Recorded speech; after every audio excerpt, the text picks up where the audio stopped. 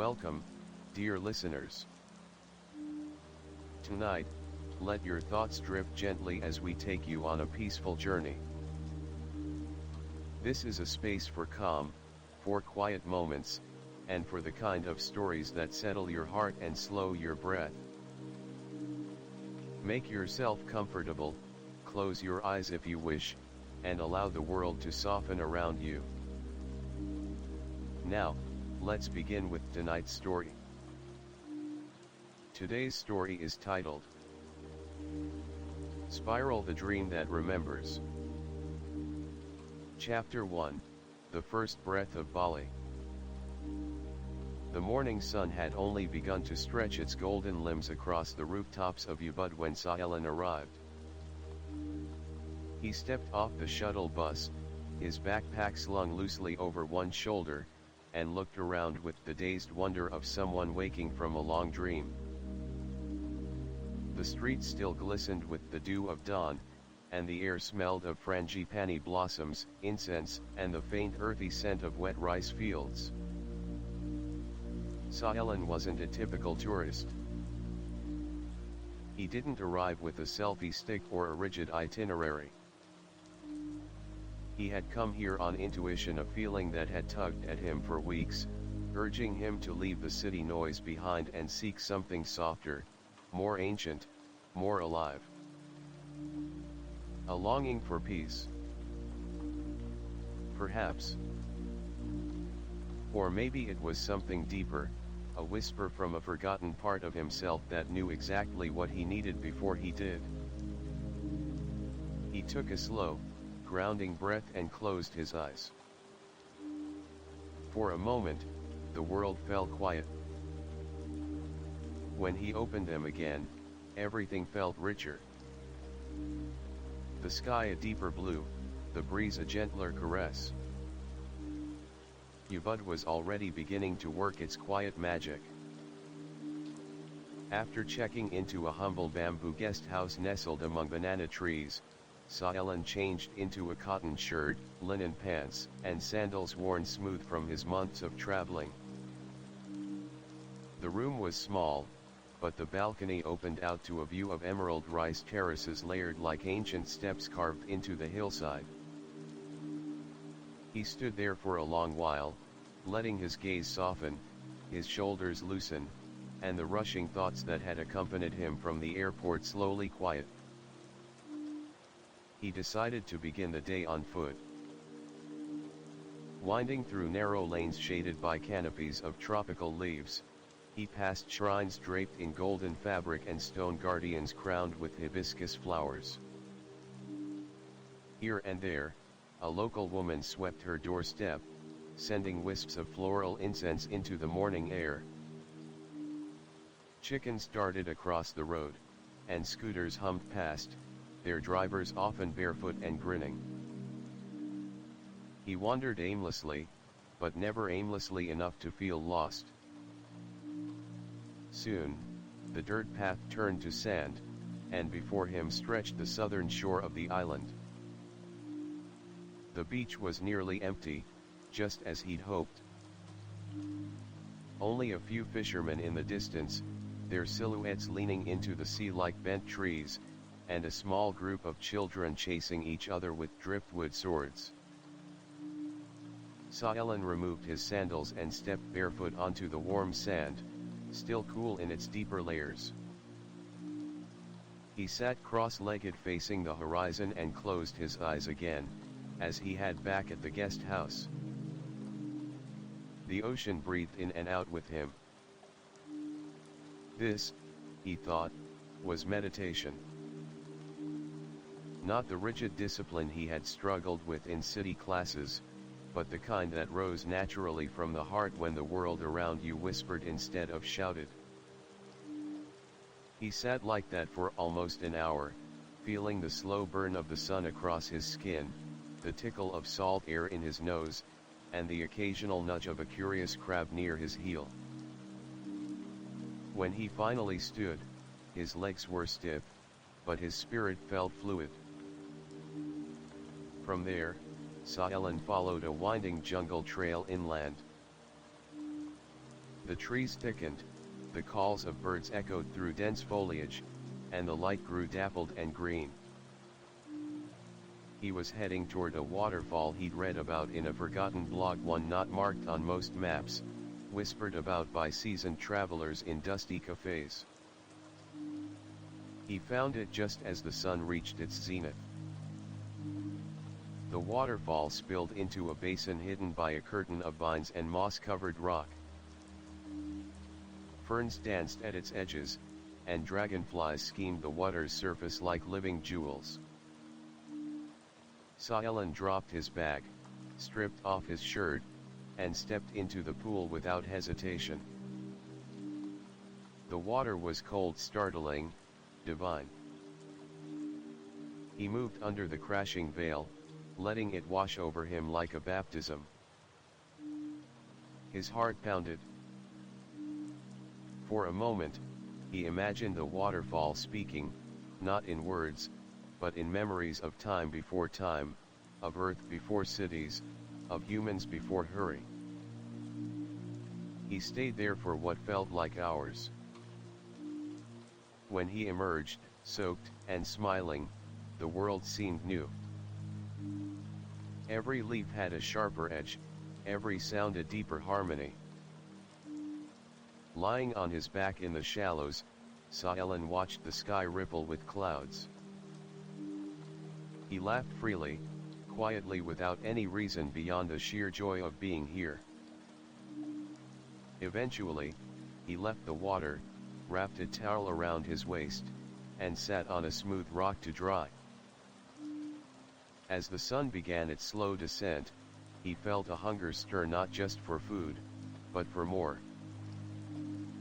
More discovery. More of this island that spoke in silence. Back in town, he found a small cafe with vines growing over its windows and a chalkboard menu scribbled in both English and Balinese. He ordered coconut water, pancakes with whipped chocolate cream, and a bowl of fresh acai topped with sliced mango shaped into a rose. It arrived with a wooden spoon carved from a single piece of palm. He ate slowly, reverently. Everything about this moment was a gift: the softness of the seat, the laughter of the couple at the next table, the gentle rhythm of ukulele music drifting from inside. After the meal, Sailan sat for a long time, watching the light filter through the trees. A gentle breeze moved through the street like a sigh. Somewhere, a bell rang. He didn't know what tomorrow would bring. But for now, he had arrived. Not just in Bali, but in himself. Chapter 2, The Spirit of Ubud. Sailan awoke before the first bird call touched the air. Something had shifted within him. Perhaps it was the dream's vivid flashes of temples hidden behind walls of green, of hands shaping clay in firelit huts, of creatures speaking in languages older than the stars. Or maybe it was the place itself. Bali had a pulse, and it had begun to beat inside him. He dressed in silence, wrapping a woven sash around his waist as the guest house host had kindly shown him the night before. For respect, she had said with a smile. The temples see everything. The early morning was wrapped in a thick mist, curling around the edges of rice terraces like breath made visible. Sailan walked slowly, mindful of every step. He had no destination, only an invitation, one whispered by the land. As he passed through a narrow alley near the center of town, he came upon a woman crafting kanang sari, small daily offerings made from palm leaves, flowers, and bits of food. She sat on a low stool, her fingers moving with elegant precision, and beside her were dozens of finished trays, each radiating its own quiet blessing. He paused, enchanted. The woman looked up and met his gaze. "You want to try?" she asked in gentle English. Sayalan smiled and nodded. She guided his hands, showing him how to fold the palm leaf, where to place the marigold, how to lay a drop of holy water at the center. It was a simple ritual, yet as he shaped the offering, Sayalan felt an unexpected well of emotion rise in his chest. It was gratitude raw and immediate for being alive, for being here, for being part of something that felt older than memory. When he placed his handmade kanang sari at the foot of a banyan tree nearby, a soft breeze stirred the leaves above. A monkey sat watching him from a low branch. They regarded each other silently for a moment, and then the creature scampered away, its tail swinging like a pendulum of time. Sayalan continued into the heart of Ubud. The town was stirring now. Shops opened their doors with soft chimes. The scent of roasted coffee beans mingled with morning incense. He followed the sound of gamelan music to an open courtyard where a group of dancers, all young girls in golden headdresses, were rehearsing under the watchful eyes of elders. Their movements were sharp and deliberate, hands curling like waves frozen in time. He stood in awe, watching them embody an entire mythology in each step. Nearby, a painter was preparing his stall, unrolling canvases that burst with color. Scenes of volcanoes erupting into stars, of gods with elephant heads riding waves of light, of rice goddesses cradling entire valleys in their arms. Sayalan greeted him, and the artist smiled, offering a brush. Sayalan hesitated, but the man insisted. "You don't need to know how," he said. "Just paint how you feel." So he did. For 10 minutes, Sayalan lost himself in swirls of green and gold. When he stepped back, the image wasn't precise, but it was honest, a horizon split by light, with a tree growing from its center, roots stretching into unseen realms. "You've painted your spirit," the artist said. The words stayed with him as he wandered toward the central market. The Ubud market was a kaleidoscope of sound and sensation. Women bartered with a practiced rhythm, their voices overlapping in a harmonious song of commerce. Vendors displayed batik fabrics in cascades of pattern, beaded jewelry glinting in morning light, carved wooden masks staring out with wide eyes and frozen grins. Sayalan touched everything, drawn not by value but by story. He found a small obsidian pendant carved into the shape of a turtle, and when he picked it up, the vendor leaned in. "Very old," she whispered. "It protects travelers." "Sold." He wore it immediately. Deeper inside the market, the air grew thick with spice, cinnamon, cardamom, clove, and something sweetly smoky. He followed the aroma to a food stall where a middle-aged man in a sarong cooked banana pancakes over a clay stove. The dish was served with coconut cream and jackfruit syrup, and it was, without question, the most comforting thing Sayalan had ever tasted. After eating, he lingered beneath the shade of a tamarind tree, watching children play with hand-carved kites. One of them, a girl with a red hibiscus in her hair, offered him a kite shaped like a dragon. "Fly it," she said in perfect English. He took the string, unsure, and launched it skyward. The dragon climbed swiftly, its paper wings shimmering as the wind caught it. For a moment, Saelen imagined himself weightless, soaring above the rooftops, eyes wide as the whole island unfolded below him. It began to rain softly, like a blessing. No one ran for cover. Instead, the market seemed to sigh with contentment. The vendors continued as if the rain was merely another instrument in the symphony of the day. Saelen stood there, soaked and smiling, the dragon kite still dancing in the sky. Later, as the afternoon melted into gold, he found a quiet path leading to the outskirts of the village. The sounds of the market faded behind him. Rice fields opened before him, green as emerald seas, with narrow stone paths weaving between them like veins. He followed the trail until it led him to a small stone shrine. There, in the center, was a single candle burning, sheltered from the breeze. Saelen knelt without thinking. Not to pray, necessarily, but to be still. The sky turned orange. Birds flew low across the fields. The scent of rain still lingered in the air.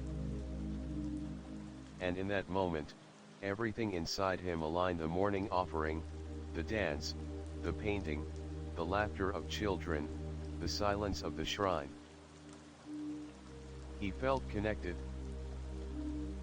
Not just to Bali, but to something older, vaster. To the earth. To the story. To himself. Chapter 3, Into the Sacred Forest. By the third day, Ubud had become more than a place for Saelen. It was beginning to feel like a dream he had once forgotten, one that now welcomed him back, layer by layer. That morning, after a gentle breakfast of mango slices, rice cakes, and herbal tea brewed from butterfly pea flowers, he set out toward the edge of town, drawn by whispers of a forest where the sacred walked alongside the wild. The locals called it Mandalawana, though most visitors knew it as the sacred monkey forest. Saelen had seen forests before. Towering redwoods in California, misty pine trails in Japan, and even the tangled jungles of the Amazon. But nothing quite like this. As he passed through the entrance, a moss-covered gate flanked by twin statues of lions, he felt the air shift. It thickened, not with humidity, but with presence. As if something ancient and unseen had opened one eye to watch him. The path narrowed, framed by banyan trees with roots that looked like petrified rivers. Sunlight barely pierced the green canopy above, and where it did, it came in like columns of golden glass. He walked slowly, reverently, each step softened by moss and fallen leaves. Then came the monkeys. They appeared suddenly and without warning, gray-furred macaques with sharp eyes and clever hands. One sat perched atop a stone offering box, chewing thoughtfully on a banana leaf. Another dangled upside down from a low branch, watching Saelen with blatant curiosity. He paused, letting them observe him. A small one scurried over, tugged gently at his pants, and then darted away with a giggle-like chirp. Saelen laughed. "All right then. I see how it is." Deeper into the forest, the world grew quieter, not silent, but hushed, as if the trees themselves were listening. Small shrines lay nestled among ferns, each one adorned with offerings, flowers, rice, incense, and sometimes even candies wrapped in gold foil. He paused at one larger temple, its stone gate adorned with carvings of serpents and gods mid-dance. A priest in saffron robes sat nearby, eyes closed, unmoving. Sayalan sat a few feet away and mimicked the priest's posture. He didn't expect anything, no visions, no revelations.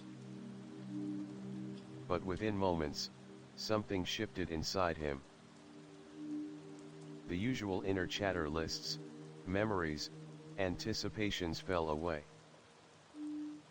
Only the present remained, the scent of sandalwood, the call of a distant bird, the warmth of sunlight resting on his back. And then, he heard it.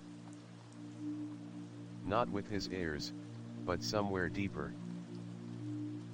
A voice not human, not animal but old.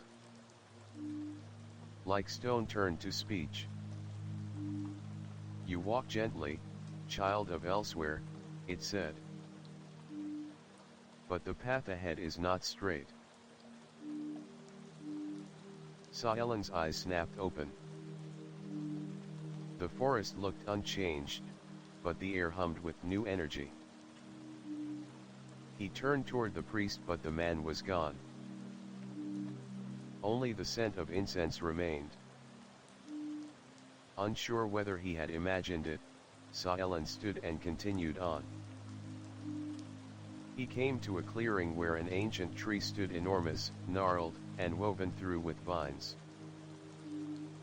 At its base was a statue of a dragon wrapped around a human figure, both carved from a single block of obsidian. Its eyes seemed to follow him. And sitting at the foot of the statue was an old woman. Her skin was lined like tree bark, and her white hair fell to her waist in a single braid. She looked up at him and smiled, revealing a row of perfect, gleaming teeth. "You're not from here," she said, her voice lilting like wind through reeds. "No," Sayalan replied softly. "But you're meant to be here." She gestured to the spot beside her.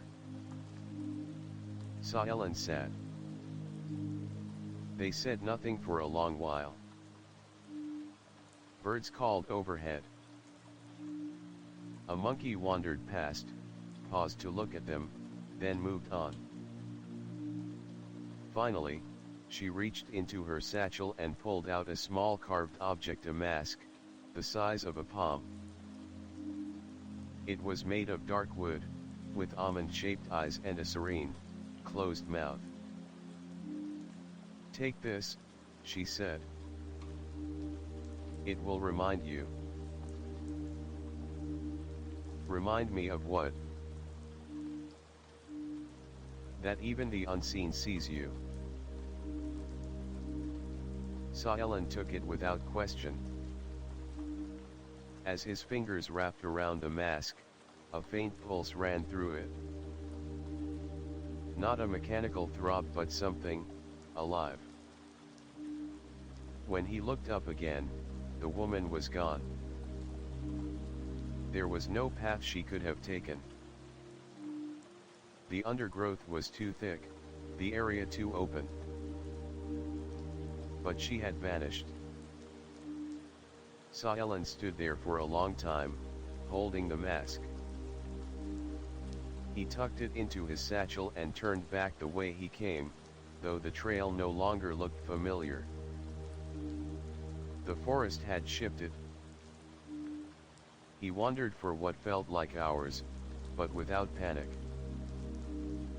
Instead, a sense of deep calm settled over him, as though the forest was leading him somewhere, not trapping him. Eventually, he emerged into a small grove. And there it was, the Dragon Bridge. A moss-covered stone arch, guarded by twin statues of Naga serpents with snarling faces and coiled bodies.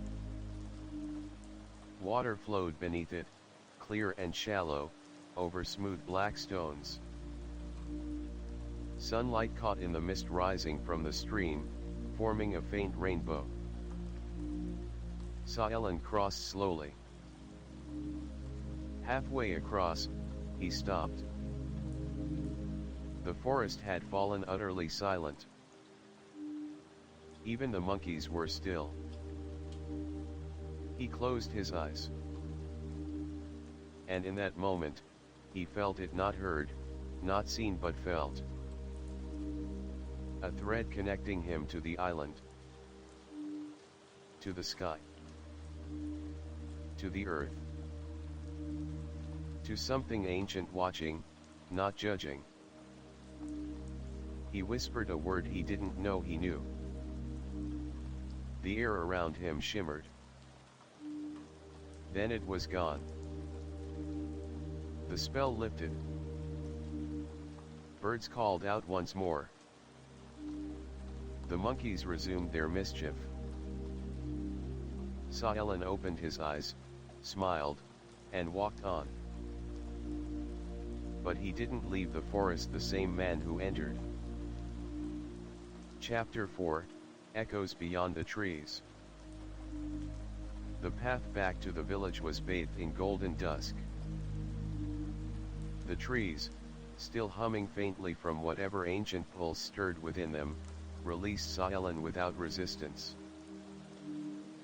He stepped out from the forest's embrace like a man reborn, damp with sweat, fingers still brushing the contours of the carved wooden mask hidden in his satchel.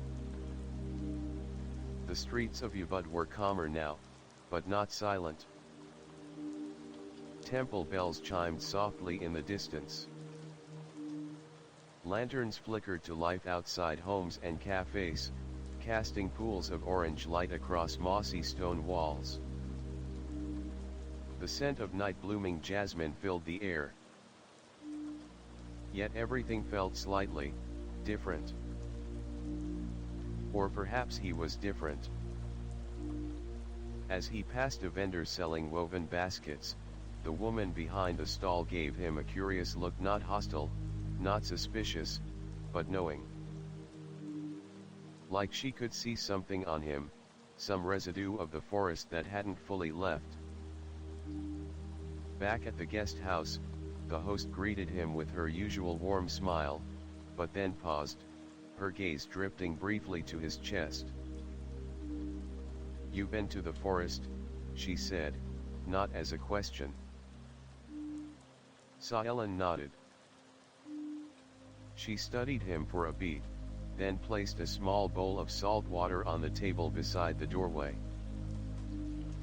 "For cleansing," she said gently. "Some spirits like to follow. Especially when they're curious." Saelen didn't laugh. Not anymore. He dipped his fingers into the bowl and pressed the cool liquid to his temples. A whisper brushed his ear like leaves shifting, but when he turned, nothing was there. That night, sleep came slowly. When it did arrive, it came heavy, like sinking into deep water. In his dream, he stood once more on the dragon bridge, but the forest was on fire, flames of violet and blue licking at the stone. The sky swirled with constellations he didn't recognize, and across from him stood the old woman from the grove. Only now, her eyes glowed gold, and her voice thundered in a language that vibrated through the bones of the earth. He couldn't remember the words, only the feeling, a summons, a warning, a bond. He awoke before dawn, heart pounding. The wooden mask sat on the window sill, though he was sure he'd left it in his bag. It faced outward, toward the forest. Saelen stared at it for a long time. Later that morning, he left the guest house, drawn again by something unseen. He didn't even realize where he was going until the scent of spices and clove tobacco pulled him toward a narrow alley he hadn't noticed before. At the end of it was a small shop with no sign. Just a red curtain swaying in the breeze and a collection of wind chimes whispering secrets to the air. Inside, the room was filled with peculiar items: crystals, relics, bones carved into spirals, maps inked on cloth instead of paper. Behind the counter sat a man in dark linen, his arms covered in geometric tattoos that twisted when he moved. Saelen opened his mouth, unsure what he even wanted to say, but the man raised a hand. "You've brought something with you," he said, tapping the counter gently. Saelen hesitated, then pulled the mask from his satchel. The man's expression didn't change, but the air in the shop seemed to shift. "That's not a souvenir," the man murmured. "That's a tether." "To what?" "To a story that hasn't finished telling itself." He turned and retrieved a bowl from the shelf, filled it with water, and dropped a pinch of crushed herbs into it. The surface shimmered, rippling outward, forming a blurry image. Saelen leaned over. He saw a temple, ancient, cracked, buried in vines. He saw figures with blank faces and hands outstretched. He saw himself, older, standing in front of a door carved with the same dragon from the forest. Then the image vanished. "The forest called you," the man said. "But you accepted more than you know." Saelen clutched the mask tightly. "What do I do?" "Keep walking. The path will reveal itself. And when the door comes, knock only if you're ready to lose the world you know." The words stayed with him as he left the shop. That evening, Saelen returned to the rice terraces just outside Yabud. The sky blazed orange and pink.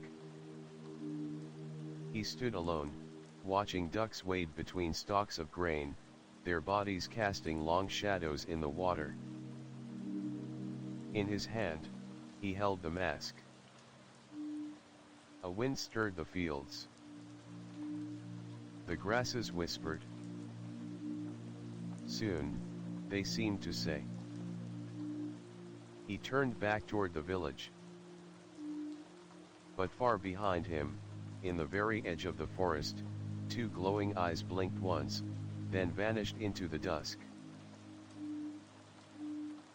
That night, he placed the mask on the floor beside his bed, facing the doorway. He locked the door. But deep in the quiet hours, a sound stirred, a soft scratching, then a low hum. Not threatening, but expectant. The mask was glowing. And Saelen dreamed again. This time, the dream was not a forest, nor fire. It was a door. And behind it, something waited. Chapter 5, The Dreaming Door. The night was a veil of shifting shadows and silver whispers. As Saelen drifted into sleep, the wooden mask beside his bed pulsed softly with light as if breathing. Outside, the jungle rustled, not with wind, but with anticipation. In his dream, he stood in front of a door. It rose from the ground like the edge of a cliff, immense, ancient, made of a dark wood veined with silver. Symbols carved across its surface pulsed with a soft inner glow. There was no handle. No lock. Only a phrase inscribed above the arch. You may enter, but you will not return the same. Saelen reached out. Before his fingers touched the door, a voice echoed behind him. Not a whisper this time, but a clear, melodic voice that struck a memory he didn't know he had. Not yet, traveler. He turned. Standing beneath a canopy of violet trees was a woman dressed in a long indigo robe, embroidered with celestial patterns, moons, stars, spirals. Her skin was a shade of warm mahogany, and her eyes shimmered with starlight. She held a lantern made of bone and crystal, glowing faintly blue. Saelen tried to speak, but she raised a finger. You've been chosen, she said. But chosen does not mean ready. Who are you? He managed to say. I am what comes before the opening, she replied. And sometimes, what remains after the closing.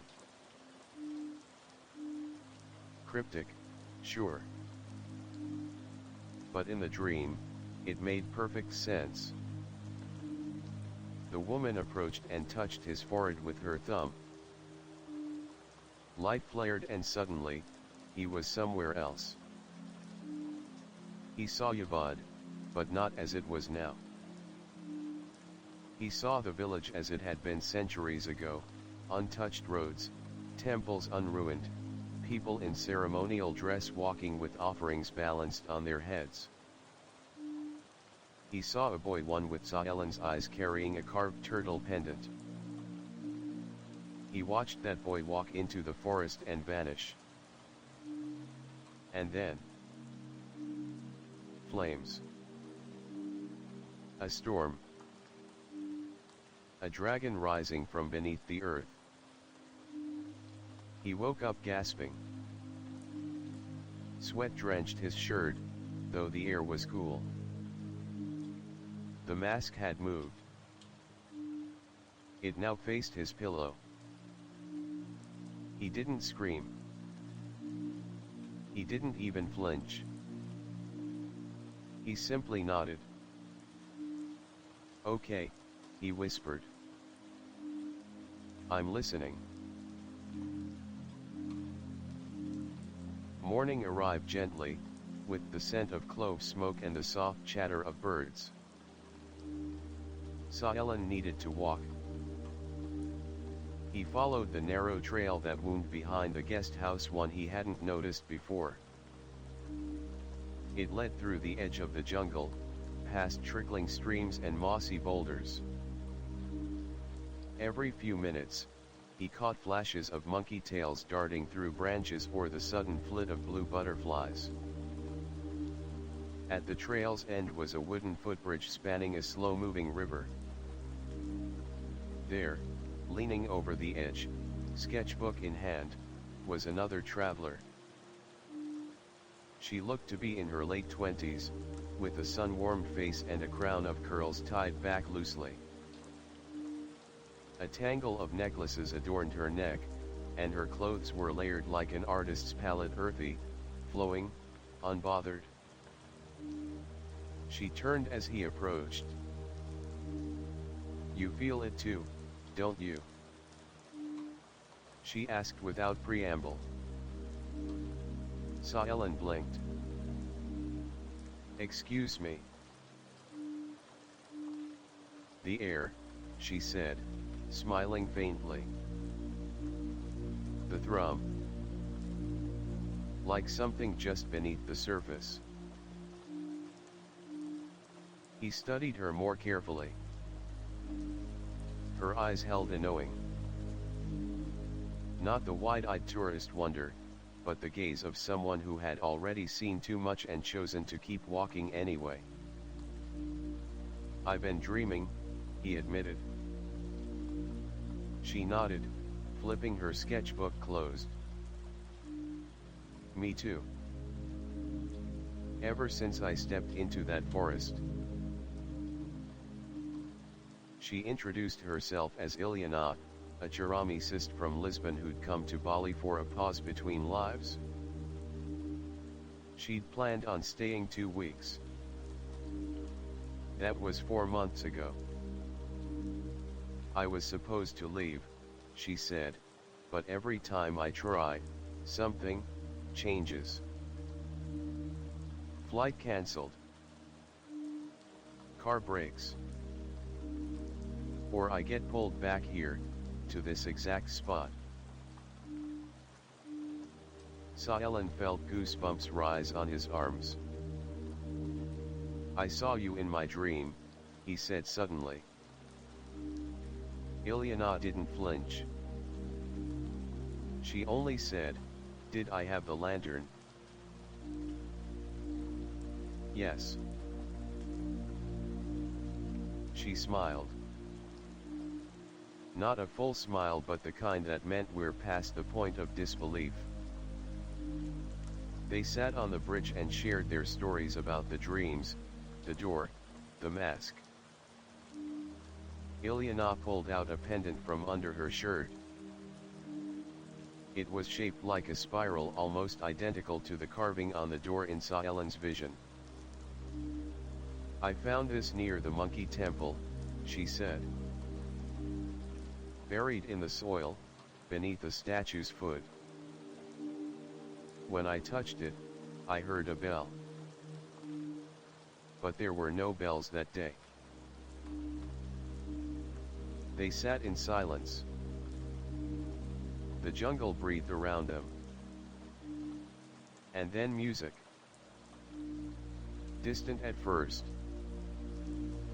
A single flute. Then another. Harmonizing, layering, until it felt like the forest itself was singing. They stood, drawn like moths to light. Through the trees, they followed the music until they emerged into a clearing where a group of elders in white ceremonial robes circled a fire. Incense smoke curled into the air, and dancers, young boys and girls, moved in rhythm with the melody. No tourists. No cameras. Just spirit. An old woman approached them, her back hunched but her presence towering. "You've heard the call," she said. "It's rare for outsiders." Saelan opened his mouth, unsure what to ask first, but Ilyana placed a hand on his arm. "Just listen," she said. And so they did. The woman told them of an ancient order, the guardians of the door. Not monks. Not mages. But dreamers who walked between what was seen and what waited behind the veil. The forest chose its voices, and once chosen, a path was laid but never forced. "You may walk away," the woman said. "Many do. But the ones who stay, they become stories." That night, Saelan and Ilyana sat by the river beneath a canopy of stars, the mask between them. They didn't speak. But something passed between them, an understanding, a bond. They were not alone. And soon, the door would open. Chapter 6, The Forgotten Temple. The next morning arrived veiled in mist. The air held a silence that wasn't empty but full, like the forest was holding its breath. Saelan met Ilyana at the same wooden bridge, both of them wordless, yet completely aligned. There were no plans, no maps, no guides. Only a pull, soft but insistent, as if an unseen hand was tugging gently at the threads of their souls. "I dreamed again," Ilyana said.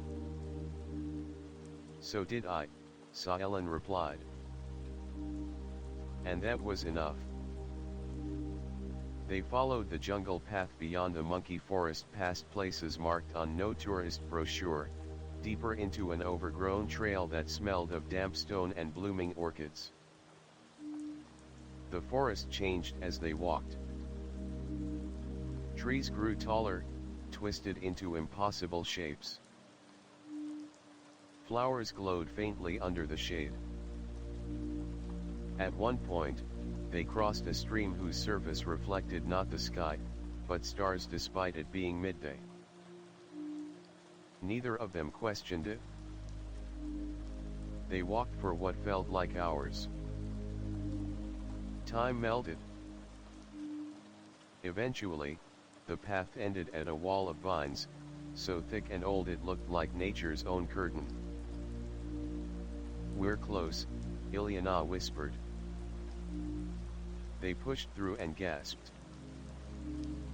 Before them stood a temple, lost to time. It was massive, sunken into the earth like a forgotten crown. Roots wrapped around it like skeletal fingers.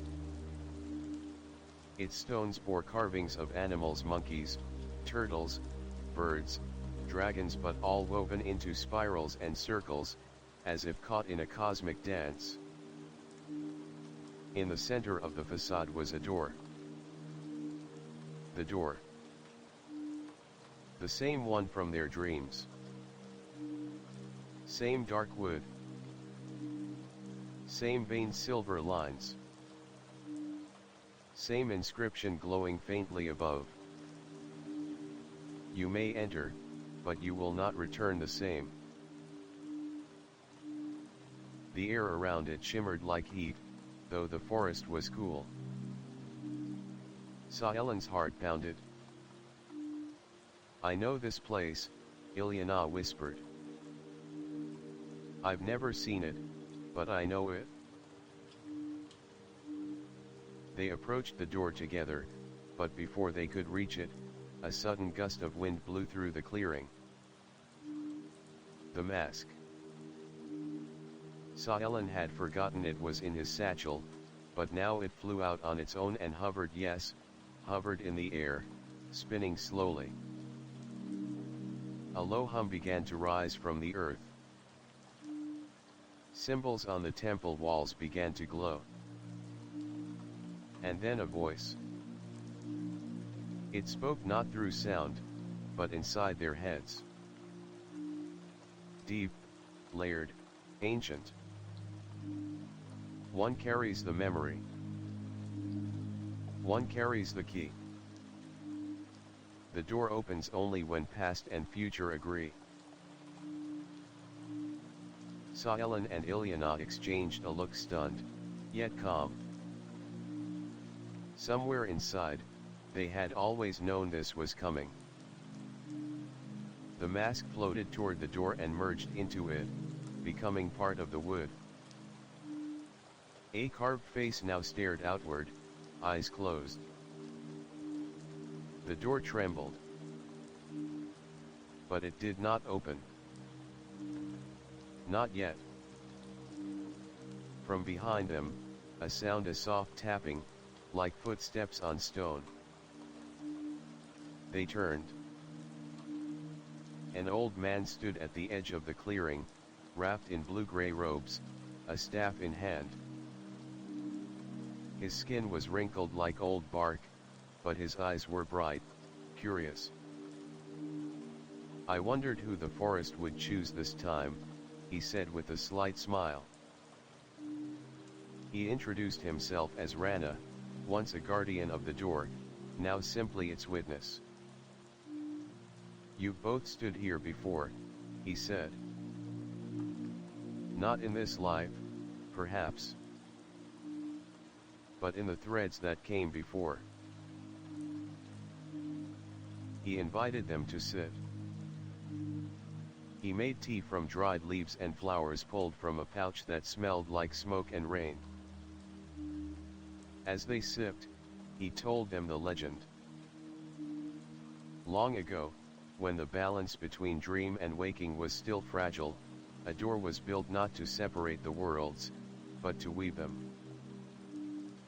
Guardians were chosen not for strength or wisdom, but for their ability to remember what others forgot, the sacred language of story, symbol, and soul. The door could only be opened by those who remembered their true names, the ones written in the stars before birth. But over time, the world forgot how to listen. The temple fell. The door slept. Until now. You were once guardians, Rana said simply. And perhaps, you will be again. He reached into his satchel and pulled out 2 small stones, each etched with ancient symbols. He placed one in Saelen's palm, the other in Ilyana's. You'll know when to use them, he said. Then he stood. If the dreams continue, do not be afraid. They are no longer dreams. They are messages. And with that, he turned and disappeared into the jungle, leaving no footprints behind.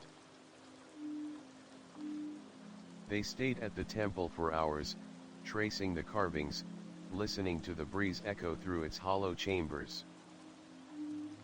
Every corner of the ruin pulsed with memory, like a sleeping mind waiting to wake. At one point, Ilyana found a chamber behind the main door, a meditation room, circular, with a spiral painted into the floor. She stepped into the center and sat. The moment she did, the room filled with light, not bright, not blinding, but soft, warm, true. Saelen watched in awe as she closed her eyes and began to hum a melody older than language. It was the same tune he'd heard in the forest. They left the temple as dusk approached. As they stepped beyond the vine curtain, the forest seemed to sigh around them. Do you feel it? Saelen asked. Ilyana nodded. We started something. Or woke something up. Back in Ubud, the night was calm. Tourists laughed in cafes, scooters buzzed past, and the world spun as if it were ordinary. But Saelen and Ilyana knew better. They had seen the other side. And it was stirring. Chapter 7, The Names We Once Held. Sleep didn't come easily that night. Though Saelen's body lay curled beneath the soft cotton sheets of the guest house, his spirit wandered. The pulse of the temple still throbbed behind his ribs, like a second heartbeat. Every time he closed his eyes, he saw the door, its glowing symbols, the spiral that called to him, the carved mask with eyes sealed shut. But when sleep finally came, it hit like a wave, pulling him beneath the surface of time.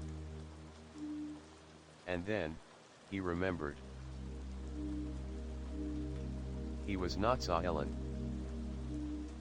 Not here. Not now. He was Rasuan, a name that reverberated through stone halls, once spoken in reverence by priests and whispered by temple acolytes. A dream walker. A guardian. A man born with the mark of the spiral on his palm. In the dream, no, in the memory he stood atop the temple stairs as torches flickered below. Villagers approached with offerings, and Rasuan accepted them not as gifts for himself, but as bridges. Bridges to the realm beyond. He had unlocked the door once. Long ago. Not through force. Not through ritual. But through love. He saw her again then. Ilyana, but not Ilyana. Her name had once been Syria, a spirit seer, born of the mist, raised by the temple. She held the key not in her hand, but in her song the melody that echoed through time and brought forgotten souls home. They had stood before the door together. The same door. The same promise. But something had gone wrong. He remembered fire. The sky turning black. The temple crumbling. The door closing not with peace, but with sorrow.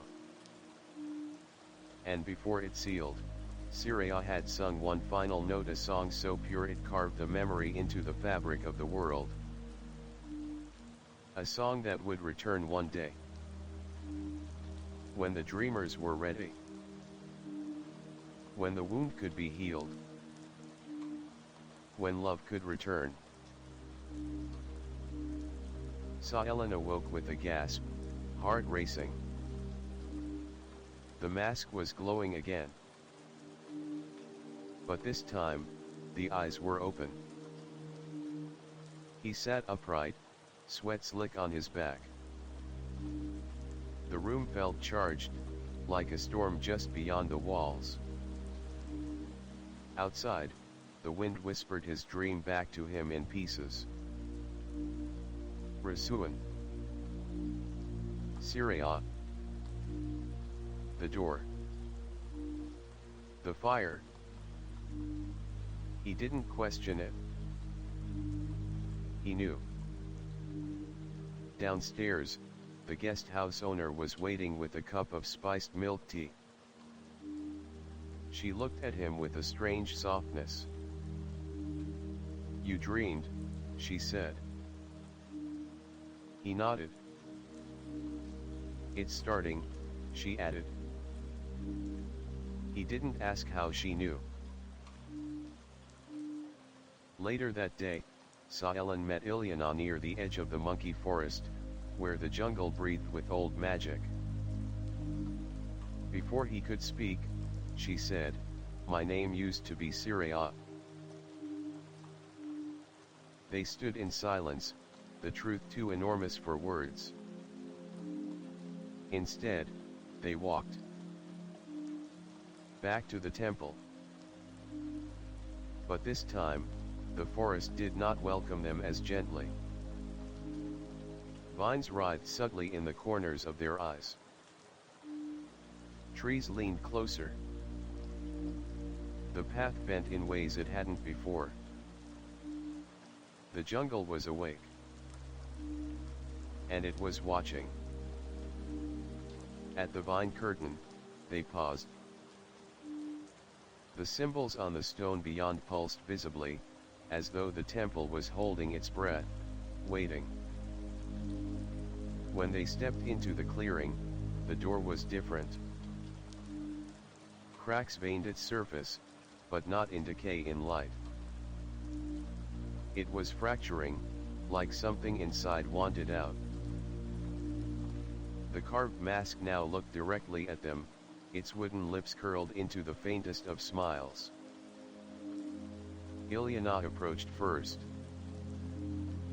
She pressed her palm to the surface. A note echoed through the clearing, low, ancient, harmonic. Saelen followed, placing his hand beside hers. The spiral etched into the wood began to turn slowly, steadily glowing brighter with each rotation. And then the voice returned. But not in their minds. It spoke from the door itself. "Two souls reborn, The melody remembered. The threshold awakens. A gust of warm air surged outward from the door, pushing leaves back, rustling trees, lifting birds into flight. But it did not open. Instead, from the base of the temple, a stairway emerged, stone steps rising from the ground like bones breaking the surface of the earth. They descended downward, deep into the heart of the temple. Below, they found a chamber untouched by time. In its center stood a pedestal. Upon it, 2 bowls of shimmering water. Rana was waiting there. Or someone who looked like him but younger, taller, glowing faintly at the edges. He smiled. "You've come far," he said. "But memory alone is not enough. You must choose." He gestured to the bowls. "One will show you the truth you carry. The other will show you what you've forgotten. But only together can they open the way." Saelen looked at Ilyana. She nodded. They drank. Visions. Flashes. Saelen saw his childhood, the loneliness, the dreams he'd always feared to speak of, the drawings of spirals on school books. He saw moments of strange déjà vu, the flute in a street corner that made him cry, the way incense sometimes made him dizzy with yearning. He saw Syria Ilyana in lives before this. Dancing in rain. Bleeding on stone. Singing in the dark to keep a fire alive. And then he saw himself. Not Rasuan. Not Saelen. But something deeper. A soul made of light and memory and story. He opened his eyes. So did Ilyana. And the door, far above, let out a deep, long exhale. From the depths of the earth, a bell rang. The temple shook. And for the first time in centuries, the threshold began to split. Chapter 8, The Realm Between Realms. The temple groaned like a mountain stirring from slumber. Dust fell in soft clouds. The carvings on the walls shimmered as the spiral on the door pulsed, spinning faster and faster. The light spilling from its cracks brightened, no longer warm gold but something else. Pale. Silver. Moonlit. Saelen and Ilyana stood before it, hearts pounding in synchrony. The mask embedded in the center no longer looked wooden. Its eyes glowed faintly blue. Its lips no longer smiled. They heard the voice once more, now like wind rushing through stone. You have remembered enough. Now, you must become.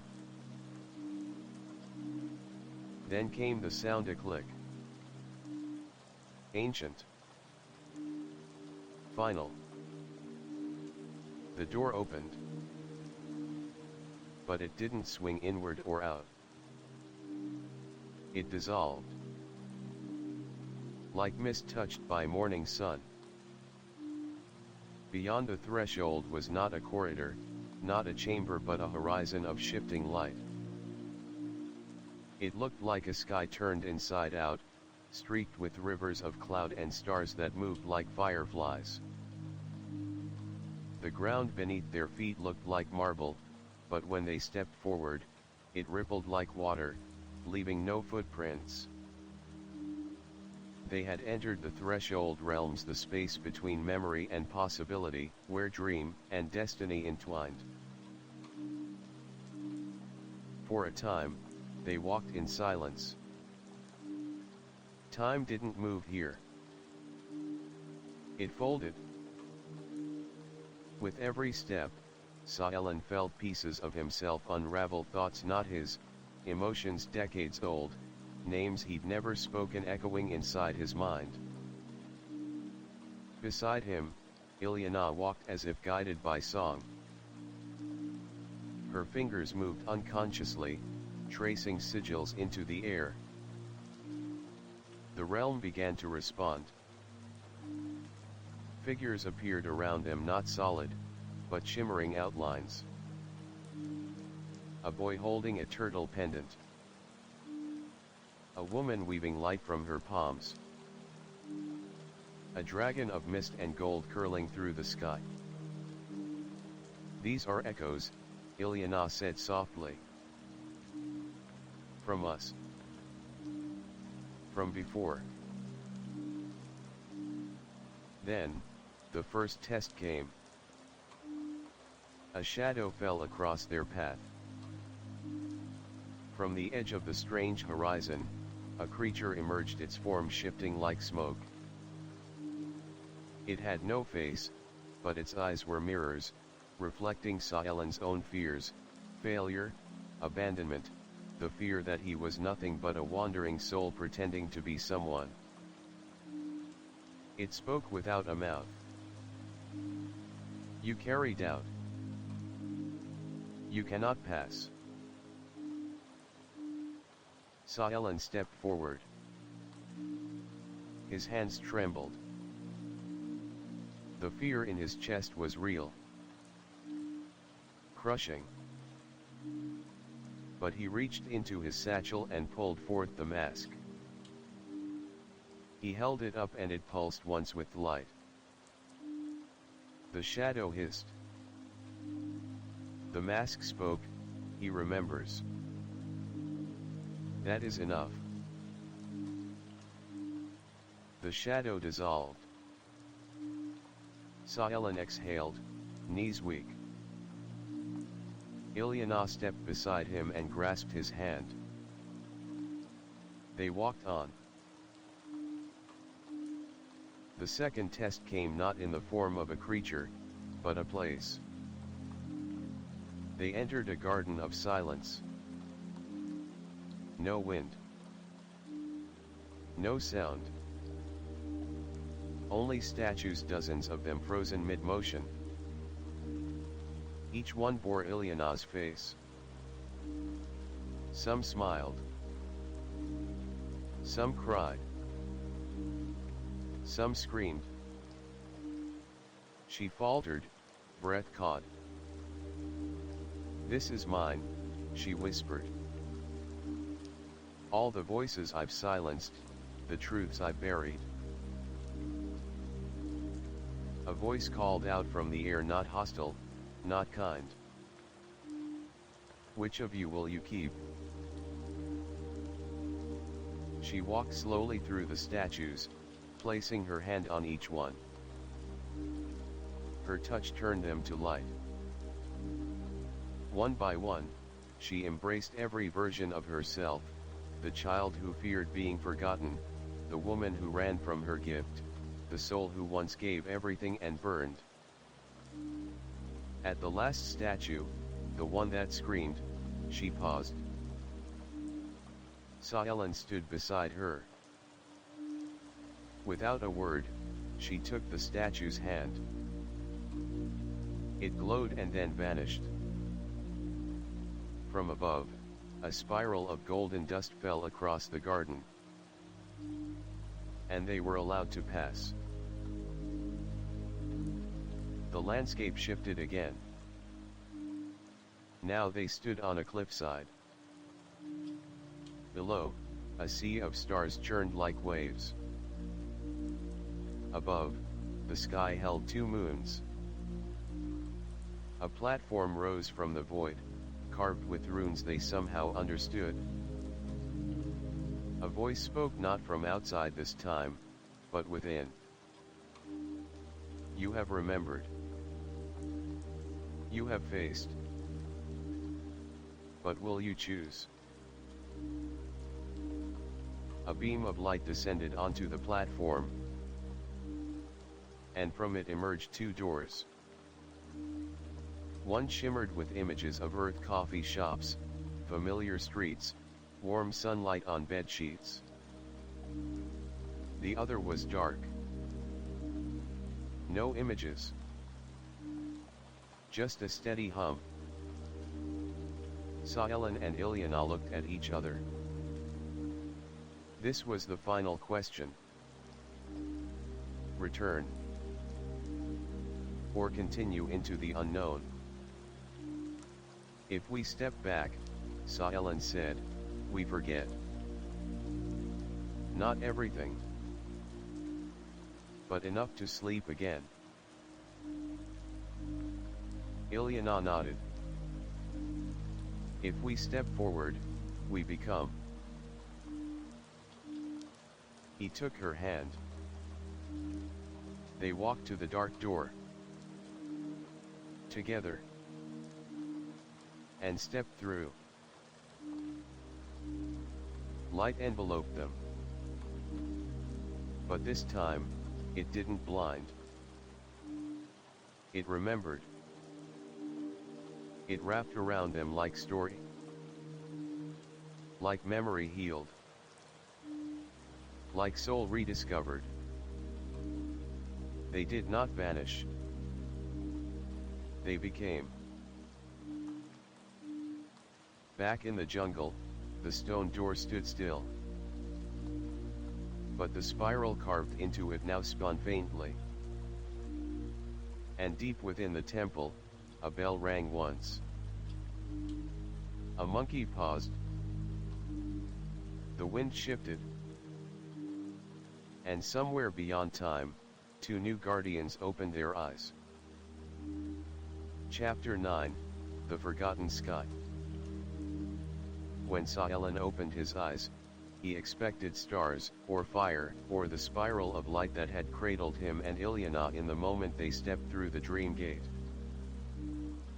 But instead, he found mist soft and silver, stretching endlessly in every direction. It didn't feel cold or warm, and it didn't cling to his skin. It simply was, like the breath of a sleeping world.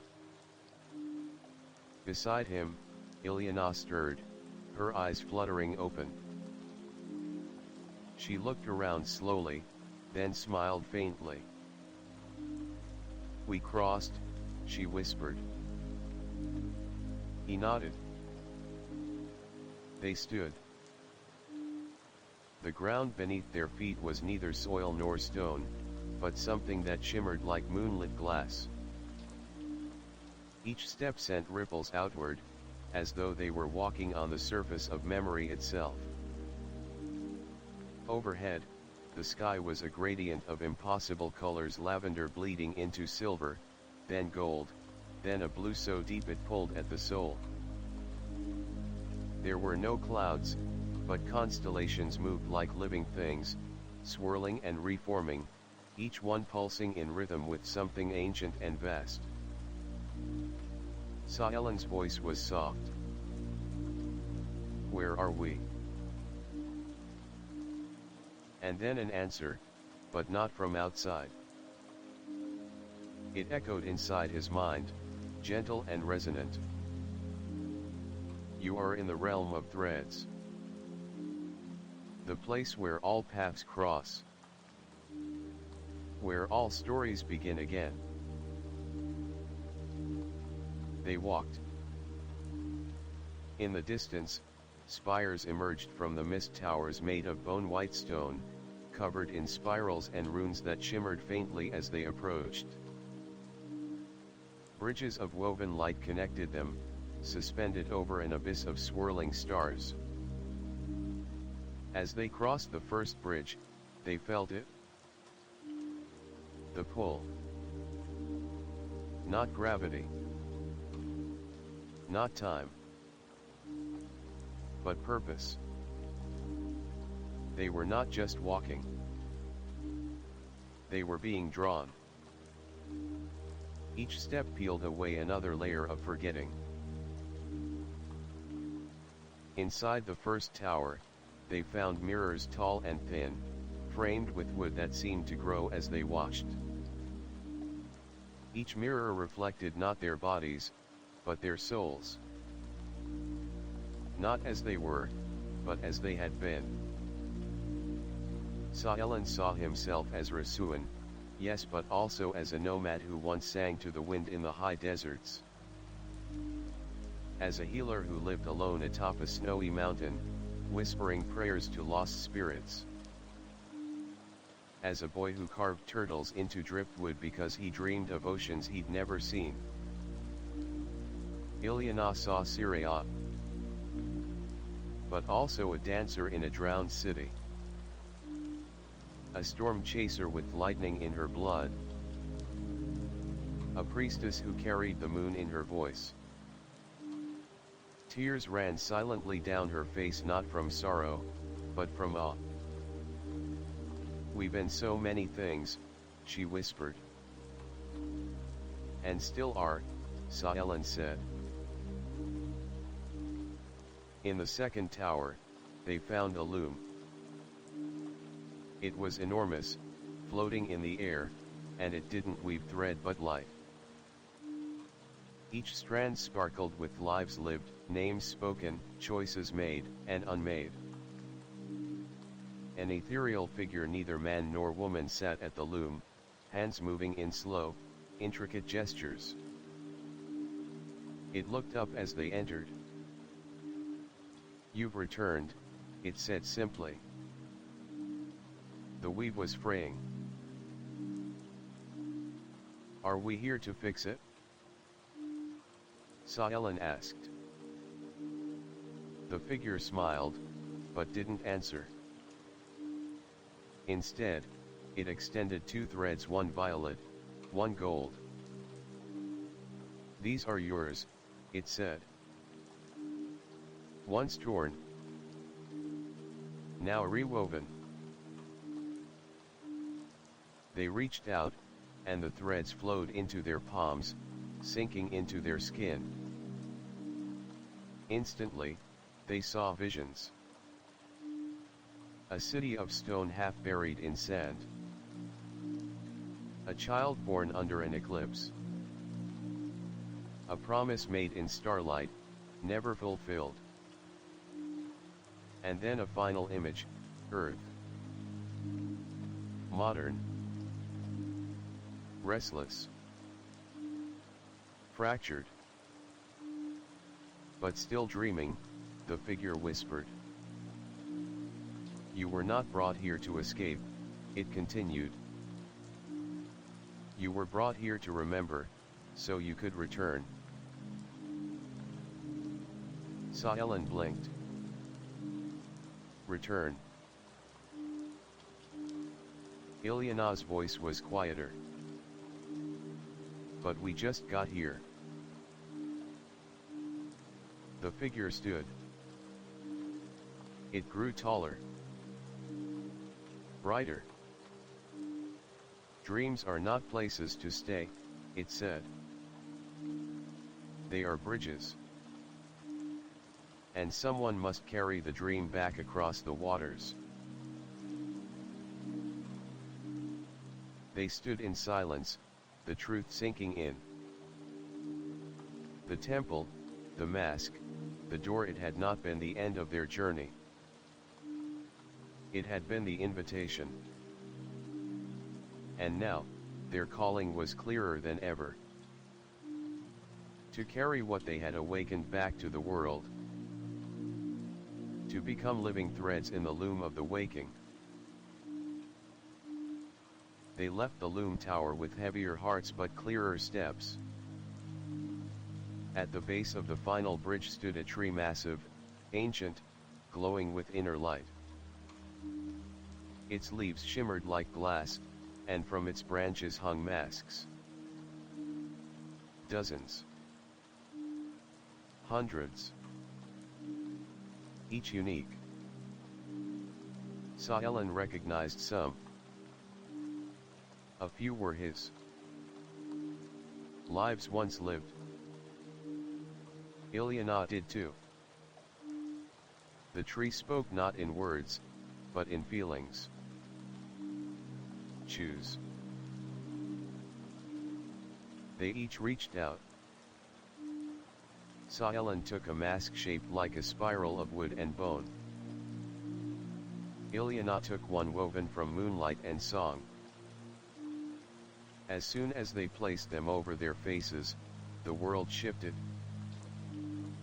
A final doorway appeared beneath the tree, spiraled with the same symbol that had followed them since the beginning. They walked through. Together. When they awoke, it was morning. Real morning. The sounds of Yubut drifted in, roosters crowing, scooter engines starting, the clang of temple bells calling the day to life. They were back in the guest house. The same beds. Same room. Same sky. But they were not the same. The mask sat on the windowsill, unmoving. But this time, they didn't fear it. They understood it. They had become it. Saelen looked at Ilyana. "We need to go," he said. She nodded. "But not away," she added. "Forward." They dressed, packed lightly, and stepped outside. The village was already stirring, unaware that two dream walkers had returned to the waking world not to escape, but to illuminate. And somewhere, beyond time and sky, the loom continued to spin. Because they had remembered. Because they had chosen. Because their story was only just beginning. Chapter 10, The Echoes in the Waking. The sun rose over Yubut like a lantern in silk. Everything looked the same: rooftops basking in gold, roosters calling with tireless cheer, children laughing as they chased sandals down dusty roads. But to Saelen and Ilyana, the world shimmered. Not in illusion, but in intention. They had crossed the threshold and returned. But they had not come back alone. The first sign was subtle.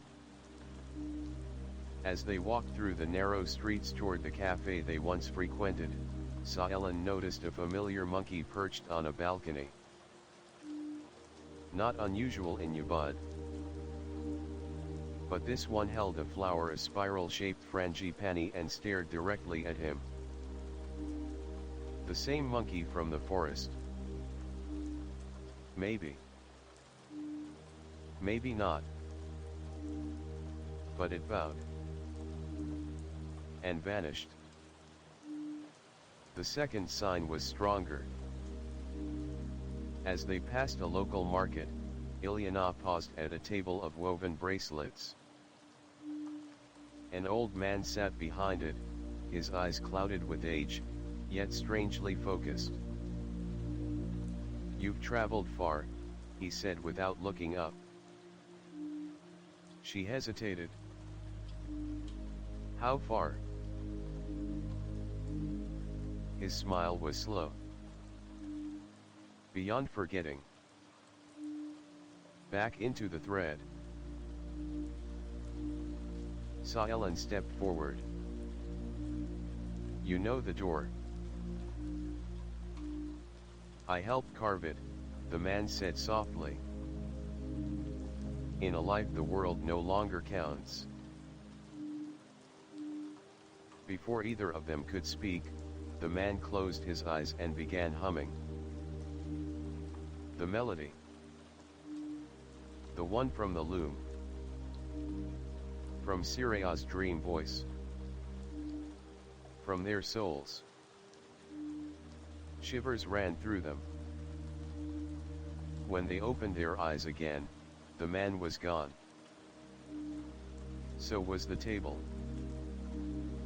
Only a single bracelet remained, braided in gold and violet thread. They took it. At the cafe, things continued to blur. They ordered herbal tea. The server smiled gently. But as she placed the cups down, she whispered, "The tree remembers you."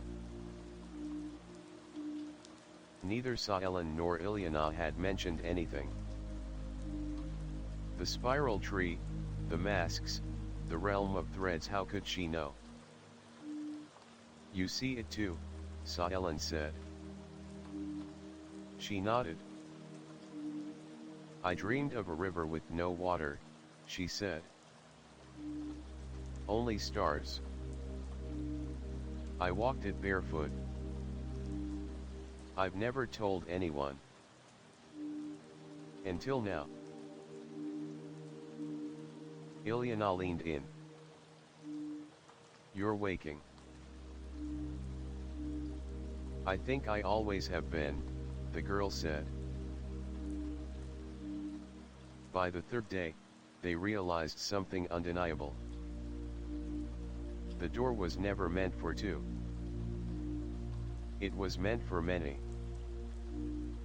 All across Yavud, maybe across the world, there were others like them. Dreamers. Half-remembered souls.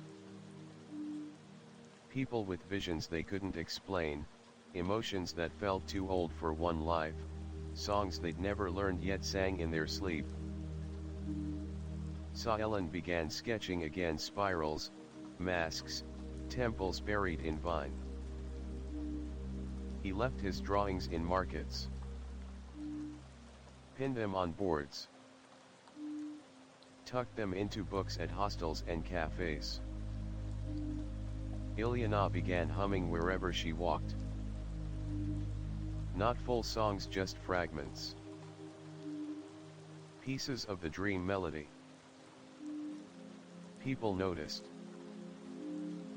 They remembered.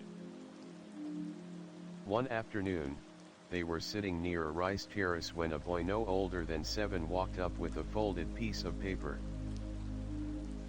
He handed it to Saelen. Inside was a crude drawing, 2 figures in robes, standing before a glowing door. Behind them, a dragon curled in the mist.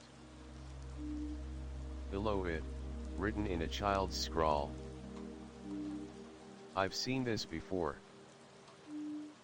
In a dream. Are you the door people?" Saelen looked up, eyes wide. The boy was gone. They began keeping a journal. They called it the dream map. Every person they met who whispered of echoes, of visions, of forgotten names, they recorded them. Dates. Names. Symbols. Locations. The web was growing. The loom was stirring, even here. The final confirmation came on the 7th night. They were walking near the monkey forest again, hand in hand, the air cool and soft. Then bells. Not from the temples. From beneath the ground. The same tone that had rung deep within the temple before the door opened. And suddenly, a crack of light split the air before them just for a second.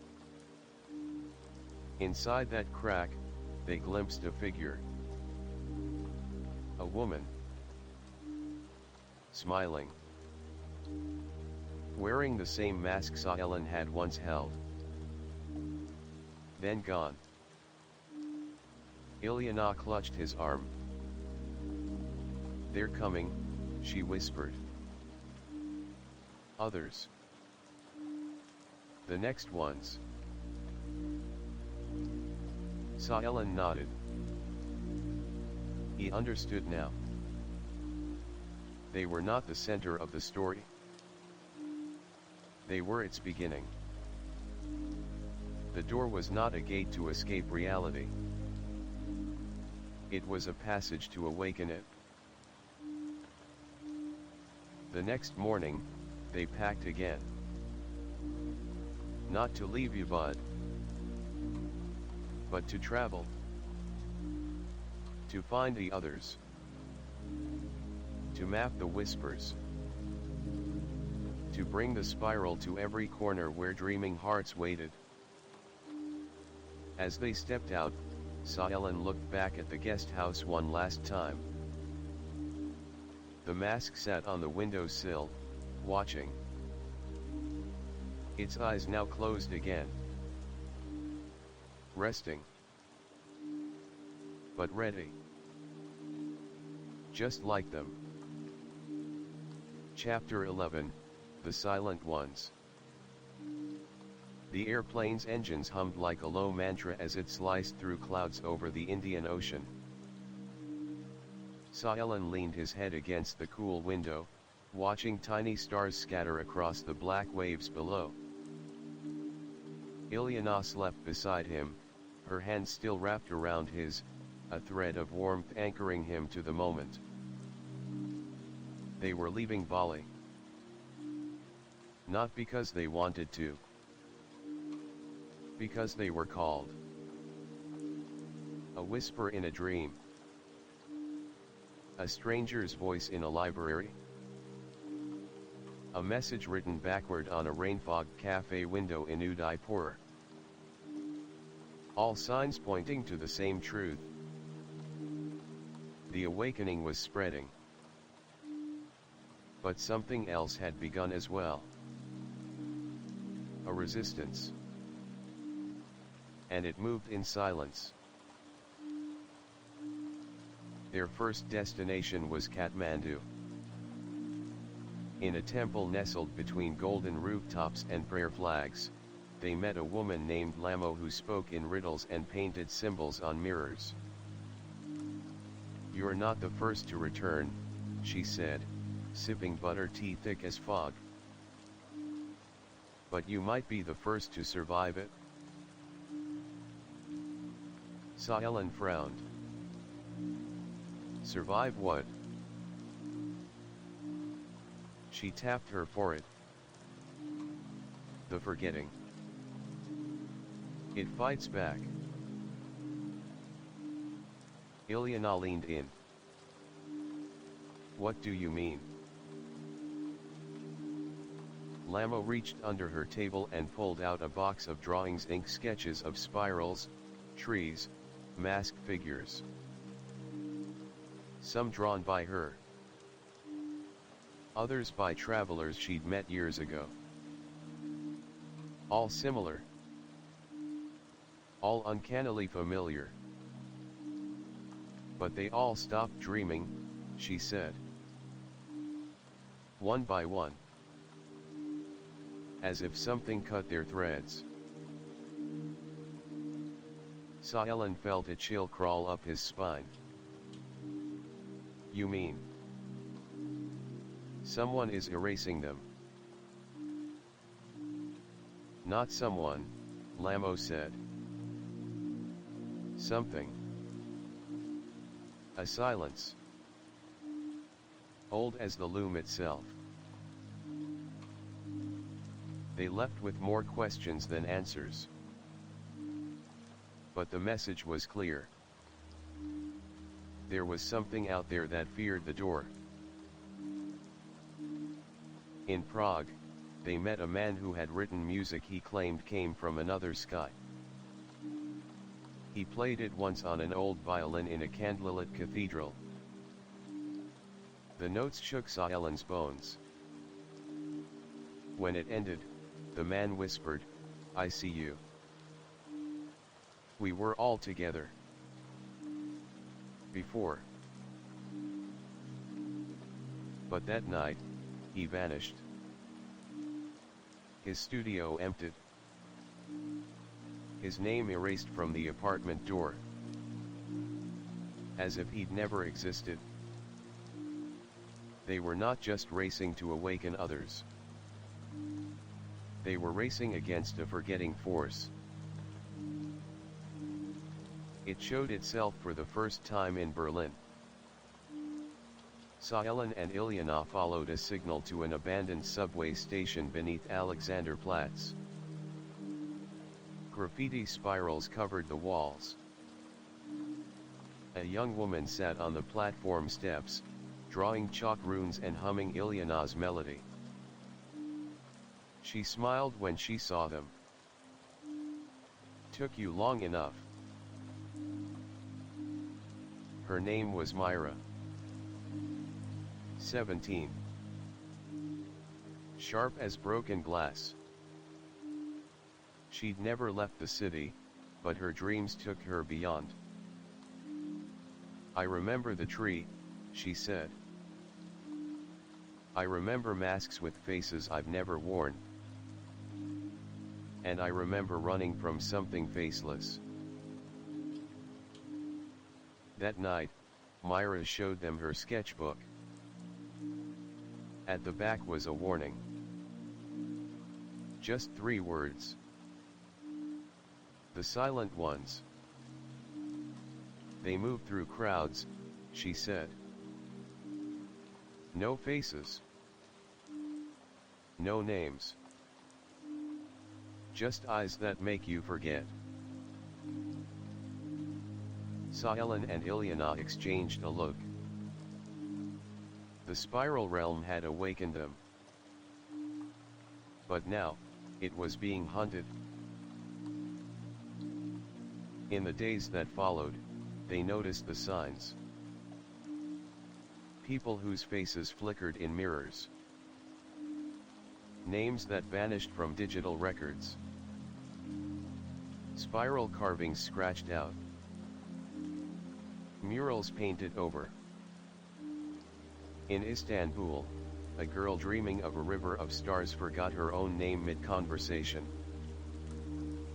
In Osaka, a man who recalled the door was found wandering in silence, unable to speak. The silent ones didn't kill. They unmade. One night, Saelen woke from a dream drenched in sweat. In it, the spiral tree had been burned. Its branches cracked and blackened. At its base, a figure stood cloaked in shadow, its face a mirror reflecting nothing. The voice came again. But not from within. This time, it came through the air, whispering into their hotel room. "Stop remembering. Or you'll be next." But Saelen smiled. Because fear meant the enemy was real. And if it was real, it could be resisted. They were not just dreamers anymore. They were keepers. Of story. Of memory. Of the door. They made a decision that night. They would no longer just follow signs. They would create them. They began leaving messages in places only dreamers would notice, hidden in art, etched into stones, encoded into sound. In London, they placed a spiral into a fountain's design. In Buenos Aires, they left a song on an old cassette labeled only for the remembering. In Hanoi, a paper lantern floated downriver with words. "If you see the mask, follow the thread." And then, a breakthrough. Myra messaged them from Berlin. "I found something," she wrote. "A sanctuary? Hidden in dreams. Still untouched." A map followed. Coordinates. Back where it all began. Bali. Sahelen looked at Ilyana. Her eyes sparkled like moonlight. She nodded. "I guess we're going home." But this time, they were not returning to remember. They were returning to gather the dreamers. To build a place where no one would forget again. A spiral sanctuary. Where the silent ones could not reach. A new loom. Of story. Of spirit. Of beginning.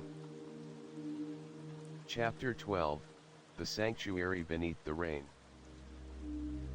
The rain came with the night. Not a storm, just a steady whisper, like the earth breathing out a long-held secret. Mist rose from the jungle floor, and frogs sang in hidden ponds. Beneath the swaying palms and thick canopies, a group of lights moved through the dark. They had returned to Bali. Sahelen, Ilyana, Myra, and now, others. 9 dreamers. Each one found through symbols, whispers, songs, or the quiet ache of déjà vu. A sculptor from Lisbon who carved memories into clay. A former monk from Bhutan who spoke in riddles and painted spirals on river stones. A mother from Nairobi whose child hummed melodies she never taught. They came from everywhere. Drawn to something none of them could name but all of them recognized. The spiral called.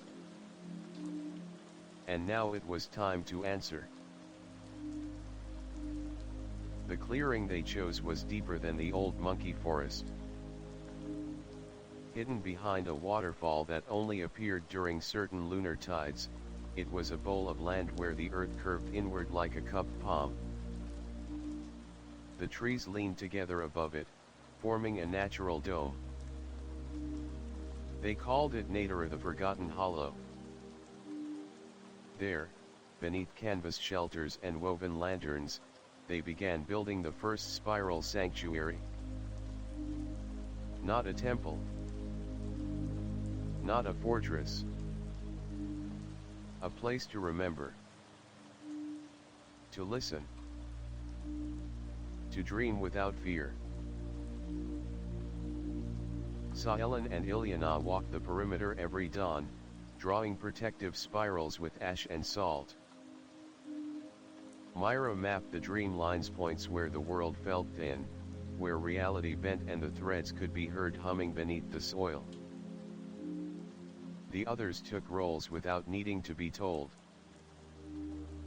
The monk carved the stone hearth for storytelling.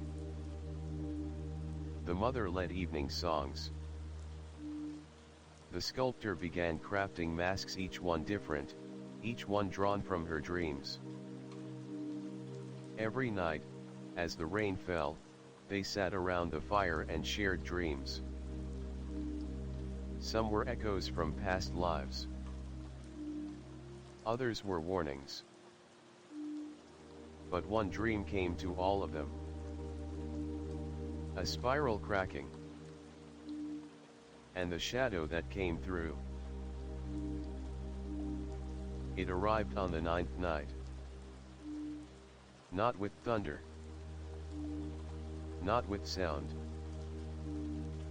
But with absence. One moment, the jungle buzzed with frogs, insects, leaves in the wind. The next silence. Sahelen's eyes snapped open. So did Ilyana's. Myra was already standing, hand wrapped around a pendant made of bone and memory. From the forest edge, they came. The silent ones. Figures cloaked in black veils. No faces. No breath.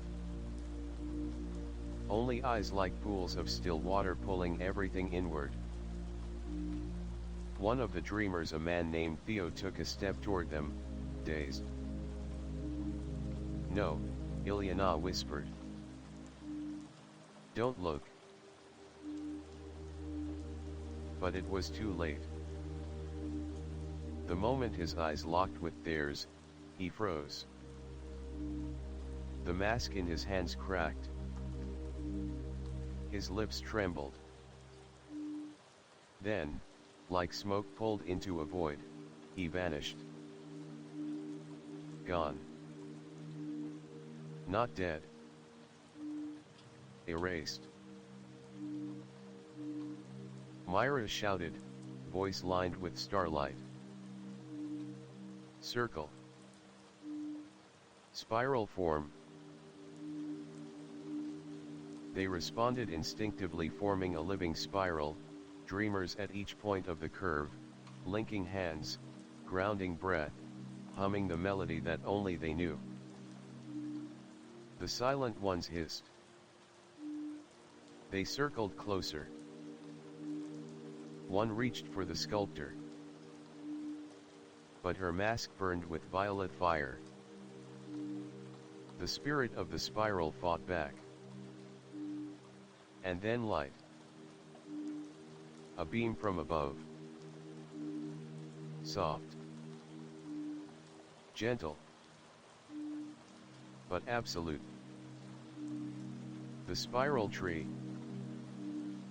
In a vision shared between them, its branches reached through the veil, pouring golden threads into the clearing. Each thread found a dreamer. And with it a memory. Not of the past, but of who they were becoming. Sahelen raised his hand. His thread curled around his fingers like a living snake. He spoke the word from the loom. Unweave. And the first silent one unraveled, its veil dissolving, its eyes fading. One by one, they fell not with pain, with release. They were not demons. They were forgotten guardians, twisted by centuries of silence, left behind when no one came back. Now, they were being remembered. Returned to the story. The clearing returned to life. Birdsong. Rainfall. Breath. Theo reappeared beside the fire, dazed, whole. He wept. So did the sculptor. So did Sahelen. They had not just survived the silent ones. They had healed them. That night, no one slept. They danced. Sang. Carved a new symbol into the stone at the sanctuary's heart. We remember you. A spiral within a spiral. Not closed. Ever opening. At dawn, the spiral tree appeared just for a moment. Its leaves glistened in the light, and from its branches fell seeds. Each dreamer caught one. Sahelen held his to his heart. This is just the beginning, he whispered. Ilyana nodded. We need more sanctuaries. And more guardians, Myra added. They looked around. 9 dreamers. 1 spiral. And a world that had begun to stir. Somewhere far away, another door cracked. Another dreamer woke with the spiral burned into their palm. The thread had been pulled. And the story had only just begun. Chapter 13, The Spiral Fractures. 2 months passed since the night of light and silence. The spiral sanctuary in Bali had flourished into something greater than Saelan or Ilyana ever imagined. No longer just a hidden hollow in the jungle, it had become a nexus, a place whispered between dreamers across continents, passed from soul to soul like flame in the dark. And now, the spiral was growing. There was a sanctuary among the snow-dusted cliffs of Peru, carved into ancient stone beneath the ruins of forgotten gods. Another bloomed on the edge of the Gobi Desert, woven from silk and crystal by monks who remembered wind as song. Even cities began to echo. One spiral painted discreetly on a wall in Sao Paulo could summon 5 dreamers before dusk. The world was awakening. And with it new voices. But not all were in harmony. His name was Alaric. He arrived alone. Not from a spiral. Not from a dream. He walked through the rain into Natara one morning, cloak soaked, eyes quiet, and said only, I heard the melody. Ilyana was the first to sense something beneath his stillness. Not darkness, something deeper. Control. Saelan welcomed him anyway. Alaric quickly became a respected voice among the dreamers.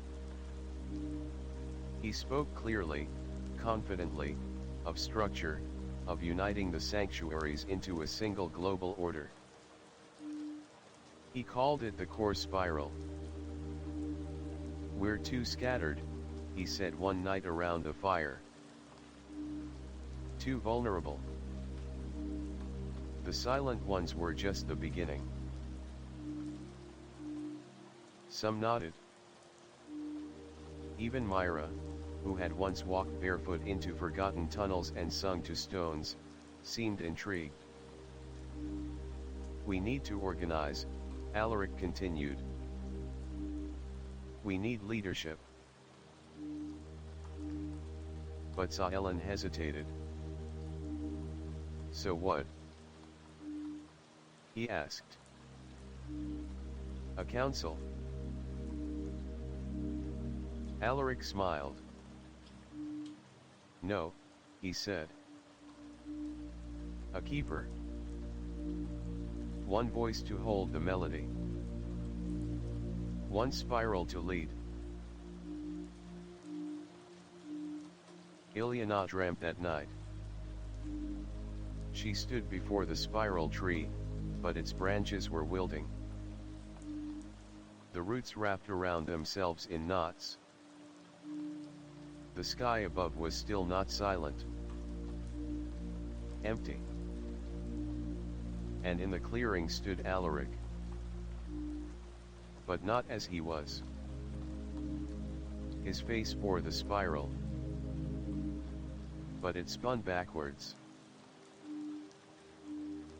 The next day, she found Myra in the meditation chamber, alone.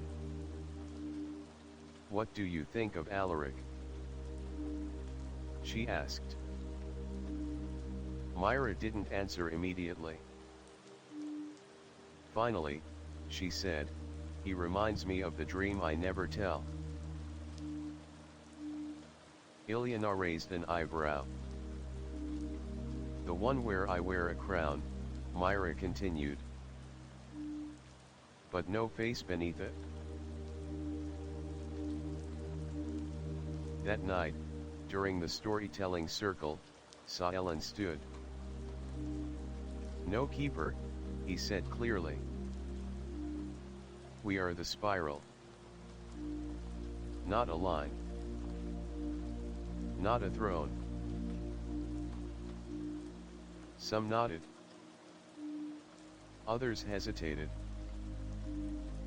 Then Alaric stood. And what he said changed everything. There is a spiral you haven't seen, he said. One beneath the others. Older than the tree. Older than the loom. He raised his hand. And a symbol flared into view, a broken spiral. One that split halfway through, forming an eye. I didn't just follow the dream, Alaric said. I came from it. From the first spiral. The hidden spiral. Gasps.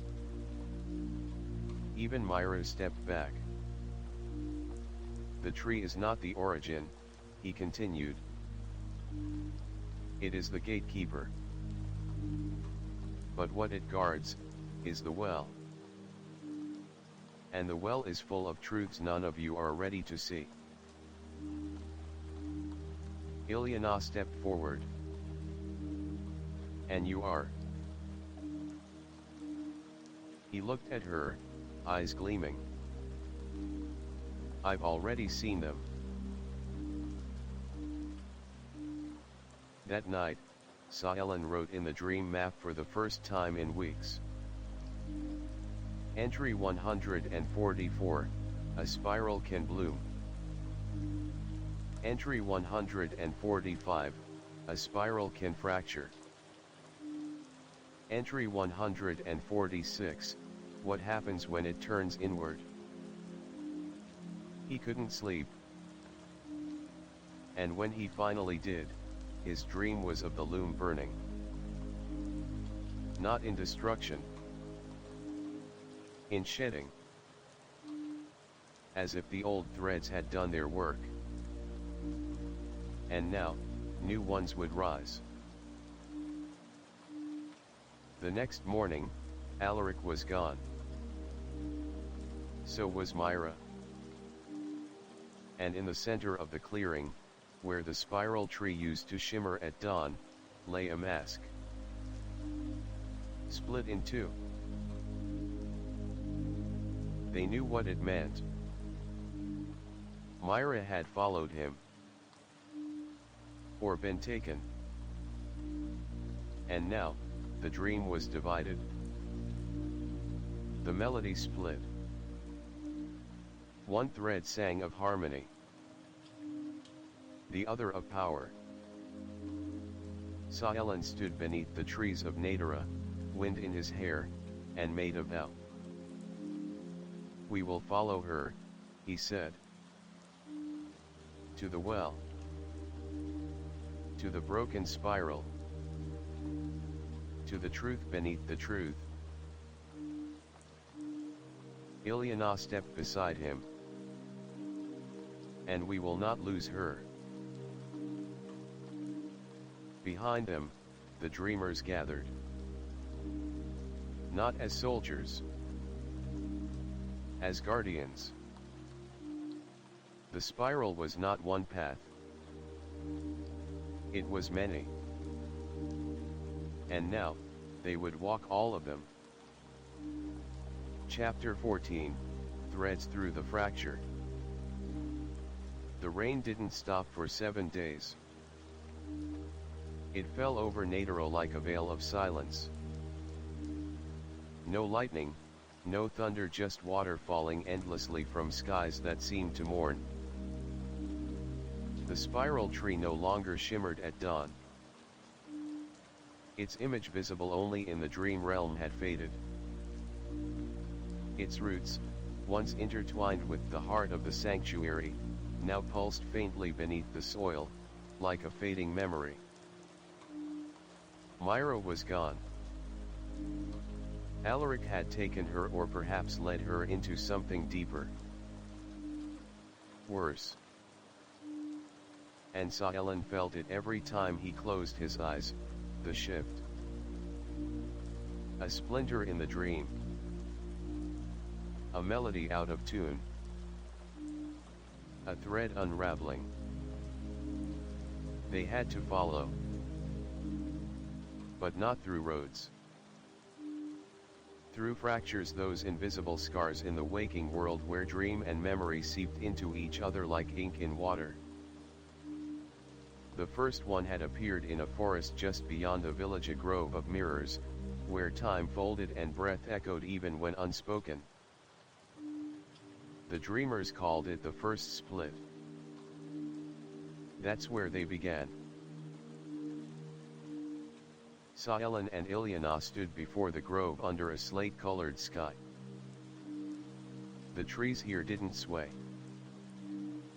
Their bark was smooth as glass. Their leaves hummed a low, metallic tone, like wind chimes buried in stone. At the center stood the mirror. It wasn't made of glass. It was water standing vertically in the air, unmoving, rippling only when you blinked. And in it, Myra's face appeared. But not Myra as they remembered.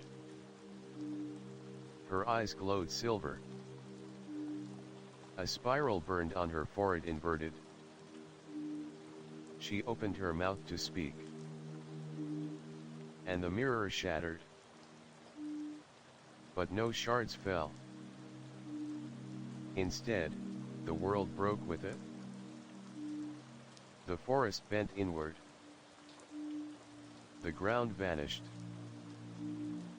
And Saelen and Ilyana fell not down, but inward through memory, through echoes, through the first fracture. They landed in a city that had no sky. Above them were bookshelves, stretching forever, curving like ribs around a heart they couldn't see. The ground was made of pages. Letters floated through the air like dust motes. Where are we? Ilyana whispered. Saelen scanned the room. The archive, he said, voice trembling. I saw it once. In the loom. It's where the forgotten stories go. A voice echoed around them. Not Myra. Not Alaric. But Myra's voice, wearing another rhythm. You wanted truth, it said. Now read it. A book fell at Saelen's feet. He picked it up. On the cover, Spiral War, the Fall of Syria and Rasuan. His breath caught. Inside were pages blank at first. Then words appeared in ink that bled from nothing. Once, they sang together.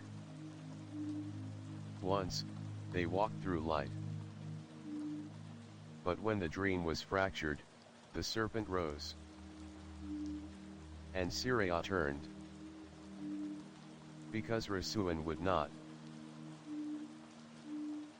No, Ilyana whispered. This isn't real. This is rewritten. Saelen opened another book. The Betrayal of the Flame Bearer. This one had Myra's sketch on the final page crossed out in red ink. She's erasing herself, Ilyana said, voice shaking. Piece by piece. Through Alaric's spiral. Saelen dropped the book. We have to get out. But the archive was shifting, books flying from shelves, wind howling, the floor beneath them spiraling like ink in water. Ilyana clutched his hand. Sing. What? Sing. Our thread. Before we forget to. So they sang. Softly at first. Then stronger. The melody from the loom. From the spiral tree. From the night they chose to remember. And the archive screamed. Not in anger. In pain. And then opened. A new door appeared in the wall of books. Beyond it, Myra. But she didn't look like herself. She floated. Her feet didn't touch the ground. Her eyes were like moons glowing, unblinking. Spirals danced along her arms and neck like fireflies trapped beneath skin. But when she spoke, it was her voice. Small. Cracked. Don't come closer, she said. It hurts to see you. Ilyana stepped forward anyway. We're not here to pull you back. We're here to remember with you. Myra's face twisted. Alaric showed me the original spiral. Saelen shook his head. He showed you a mirror. That's all it ever was. Myra raised her hand. The space rippled. I can see everyone's stories now, she whispered. All the pain. All the lies. Do you know how many dreamers died before they remembered? Yes, Saelen said. That's why we fight. Then stop fighting me. She cried. I've seen what comes next. The spiral doesn't end in light. It ends in silence. And for a moment, the dream tore. Saelen saw it too. The spiral tree withered. The loom broken. The door shattered. Silence swallowing stars. But Ilyana stepped between them. She held out a mask. Myra's mask. The one she'd left behind. You forgot, Ilyana said. You're not a watcher. You're a weaver. Tears welled in Myra's luminous eyes. And the inverted spiral on her brow began to crack. Light spilled out. She screamed. And fell. Ilyana caught her. The spiral faded. And Myra blinked. I remember again. The fracture healed. They stepped back into the waking world beneath the first rainless sky in weeks. Myra's hands trembled. She's still in there, she whispered. The version of me who chose him.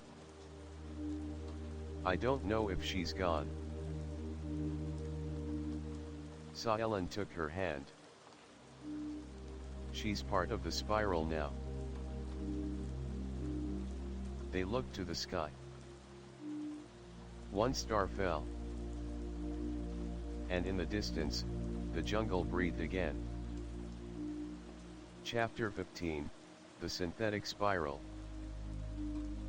Myra hadn't spoken in 2 days. After the fracture, she drifted between sleep and silence, curled beneath the canopy of Natara's sacred grove.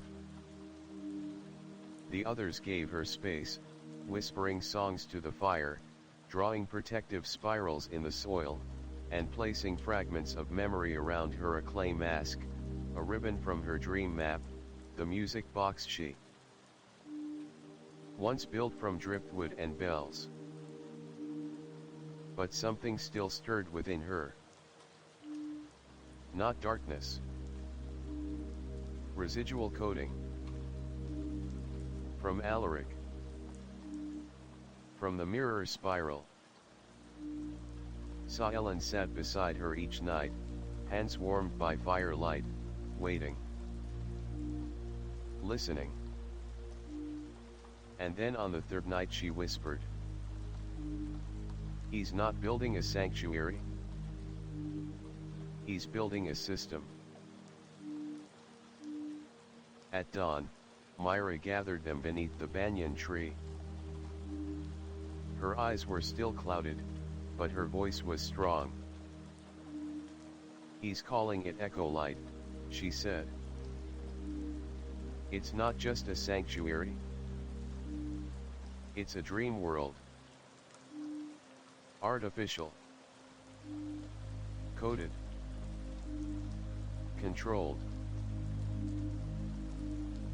Ilyana frowned. Coded. Myra nodded. He's combining the ancient spirals with technology, mapping the thread network, rewriting it with pattern fields.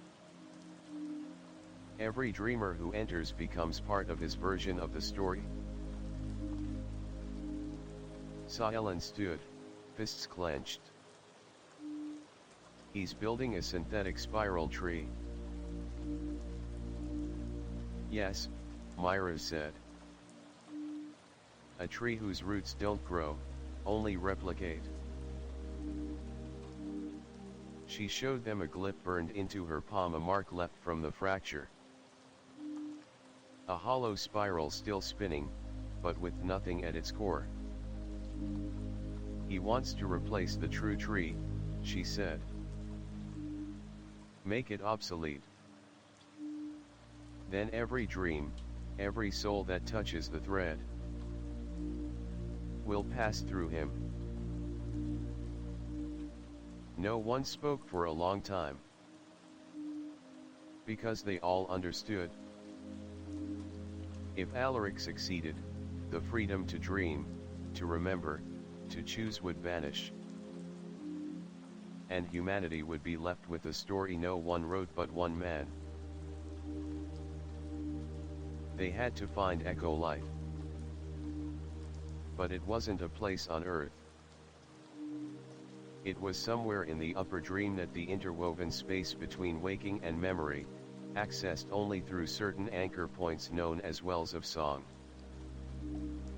Myra remembered one.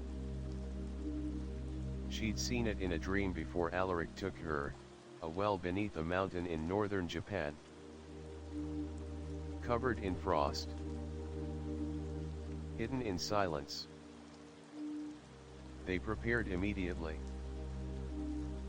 No time for full counsel. No time for messages. Just Saelen, Ilyana, Myra. And one more. Theo. The man who once vanished during the Silent One's attack. Who came back changed. Quiet. Steady. "I know where the song deepens," he said. So they followed. The journey to Japan was long, not just in distance but in memory. They crossed through fractures, echoes, forgotten dreams replaying like ghosts. A boy drawing a spiral in chalk beneath a railway bridge. A woman singing to birds with 3 faces. A child carving a wooden mask into a tree trunk that wept sap when touched. All signals of echo light spreading. All warnings. By the time they reached the mountain, snow had begun to fall. But it wasn't cold. It felt artificial, like mimicry. Even the frost had patterned spirals etched into the ice. As they climbed, Myra whispered, "We're already in it. We crossed in the last fracture." They had entered Echo Light. At the summit, they found the Well of Song. It wasn't a physical well. It was a hollow in space rippling like water, floating midair between 2 cherry trees frozen in eternal bloom. Voices whispered from inside. But none of them were real. They were replicas, stitched together from memories harvested by the false spiral. Myra stepped forward. "He's here." And then so was Alaric. He appeared in the space above the well, arms outstretched, cloak swirling, eyes glowing with silver data. Not madness. Certainty. "I told you," he said. The tree was only the beginning. The loom is flawed. It forgets too much. But Echo Light remembers everything. Sahelen stepped forward. But it controls everything. Alaric smiled. "Exactly." He raised his hand and the space shifted. Reality warped. Nadara vanished. The sanctuary erased. Sahelen stood in a version of Bali without soul. No spiral tree. No sanctuary. Only a tower of light, endless screens, dreamers floating in crystalline sleep. "They chose this," Alaric said. "Safety. Structure. A dream without pain." Ilyana's voice rang like thunder. "No. You chose it for them." Myra stepped forward, her palm glowing with both spirals, the old and the broken. "You forgot," she said. "The thread needs to fray. The spiral only grows when it breaks." She reached toward the tower and sang. A single note. Low.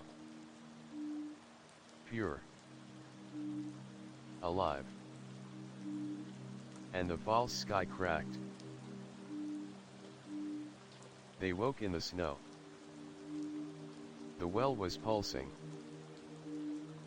Alaric had vanished.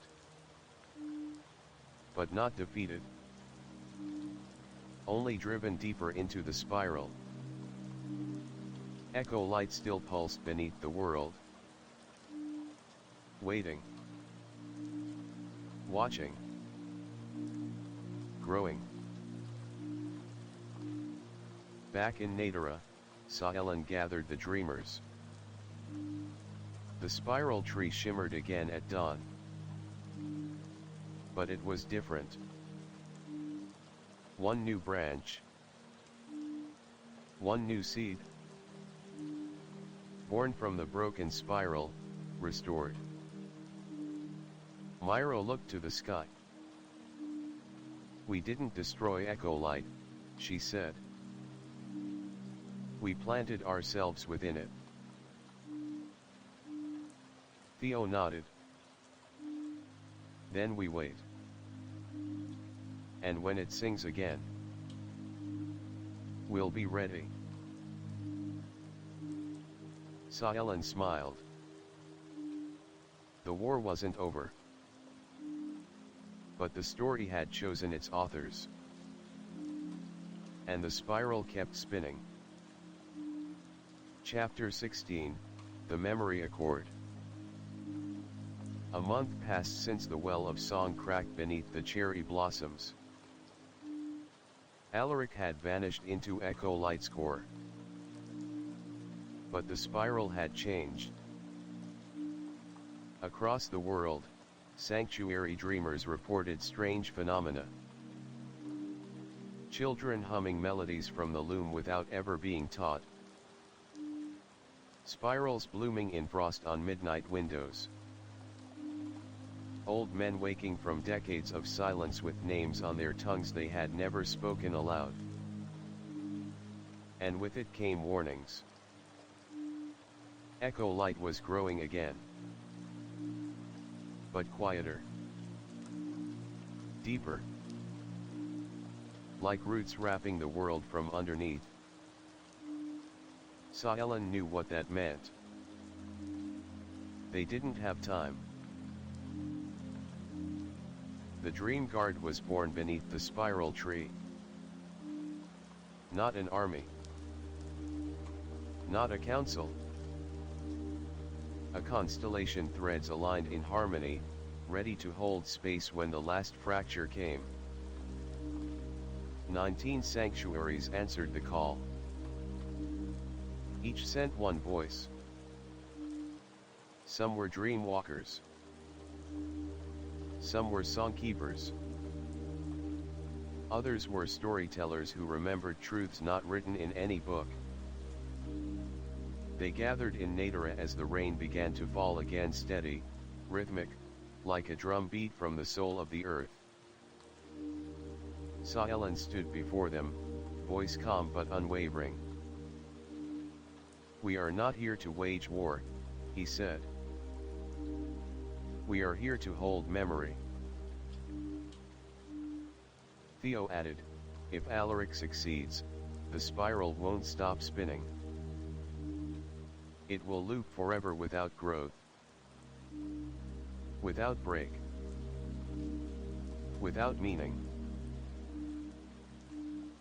Myra drew a spiral in the sand.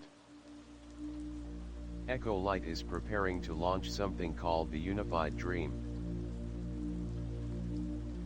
She looked up. A signal.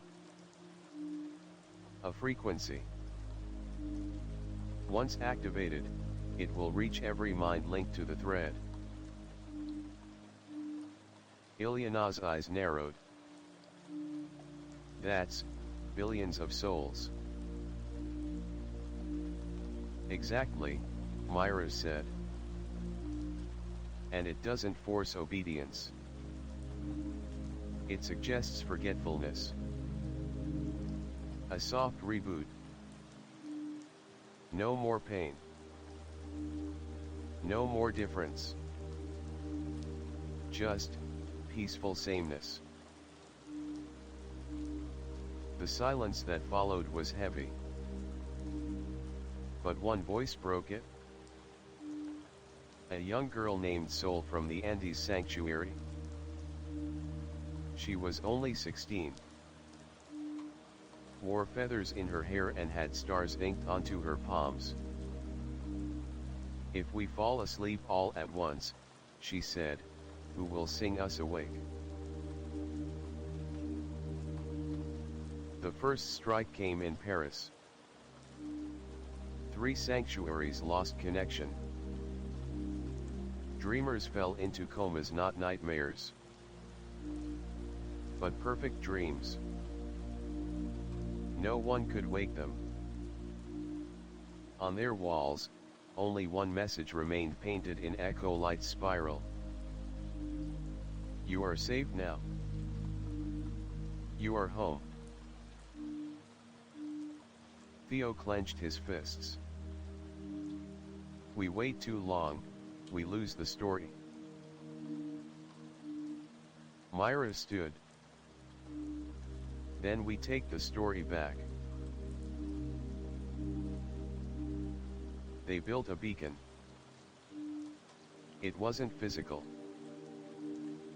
It was emotional. A convergence of harmonics drawn from every sanctuary: songs, symbols, masks, spirals, tears, names, all encoded into a counter-frequency. A wave of remembering. They called it the accord. Only those who truly chose to remember themselves could hear it. But that was enough. They sent it across the dream line on the next solstice. And they waited. The dreams began to fracture. Not violently, but with truth. In Mumbai, a child drew her father's forgotten face in sand.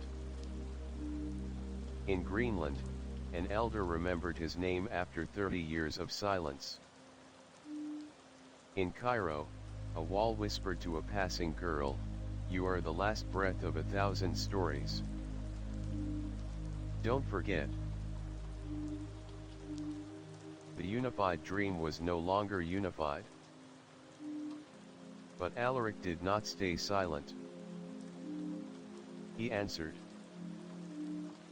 With the great quiet.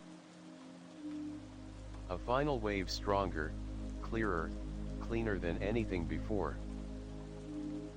It hit during a full moon. 3 more sanctuaries fell. Theo disappeared. Myra collapsed. And in Sahelan's dream, he stood once more in the Tower of Light, surrounded by crystalline sleepers. But this time he was inside one of the pods. He screamed. But no sound came. Ilyana woke him. "You were slipping," she whispered. Sahelan's heart thudded in panic. "I saw the end," he said. "We become stories, no one ever hears again." She nodded. "That's why we write it now." They gathered the last threads. The final story. Every dreamer who remained awake sent one truth, something they could not afford to lose. The sound of my mother's laugh. The feel of fire on cold fingers. The name I gave my first song. The moment I forgave myself. These truths were sewn together into a single memory spiral. Not encoded. Not broadcast. But placed into the spiral tree. At dawn. And they waited. Not for war. For choice. Echo light pulsed. It called. Across the globe, millions slept. Some dreamed of nothing. Some dreamed of everything. But others, just a few, woke up. Because they heard something. A voice not from Alaric, not from the dream guard, but from within. It said, "You are more than the safest version of yourself. You are your fire, your fracture. You are the dream no one else could have." That day, the spiral tree bloomed again. For the first time in centuries. Its leaves bore symbols in every language. Its roots wrapped around the world. But softly. Not to control. To remember. The unified dream fractured. And from its broken light, the real ones awakened. Chapter 17, The Dream That Remains. The spiral tree stood silent. Its bloom had slowed. The leaves, once vibrant with memories, now shimmered in quiet rhythm, waiting. As if holding its breath for a moment the world had been circling for too long. The accord had been sent. Millions had chosen. But one spiral still spun outside the loom. And at its core Alaric. Somewhere within the nested dream layers of echo light, beyond symbols and songs, beyond even story itself, Alaric remained. Not just a man. Not a tyrant. But a thread that refused to be woven. And Saelen would find him. Alone. By choice. The gateway opened under moonlight between two rivers, at the mouth of an unfinished temple, in a place not on any map. Saelen stepped through with no pack, no token, no mask. Only a name. His own. And the ones he remembered.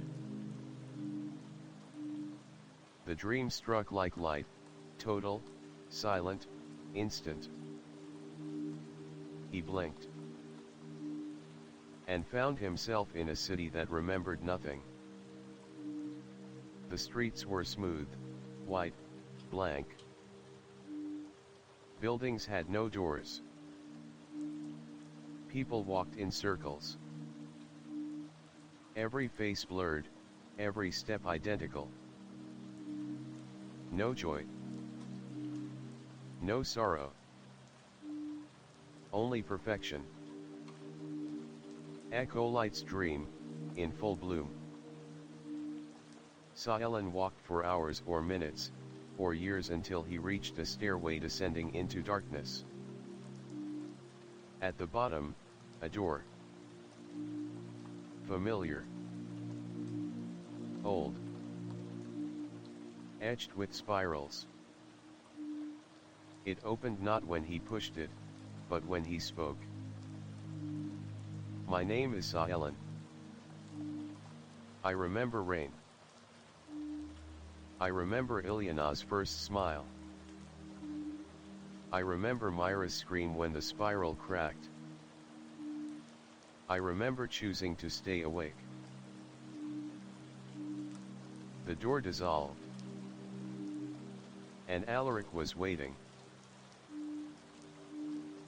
He sat at the center of a vast, floating library, surrounded by glass orbs, each one a soul caught mid-dream. Children laughing. A mother humming. A warrior holding his dying brother.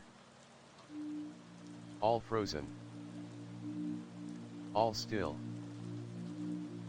All preserved. Alaric rose slowly. "You made it?" Saelen didn't flinch. "You knew I would." Alaric studied him. "You've grown." "No," Saelen said. "I've remembered."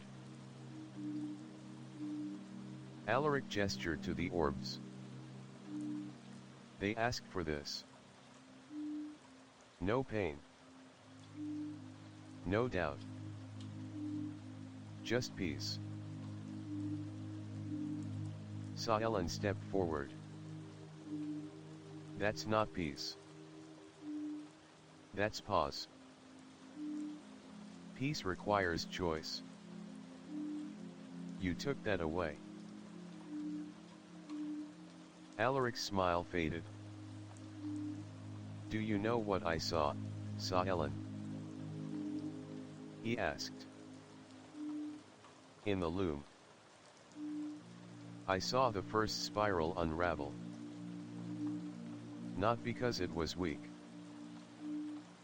but because people forgot how to hold it together.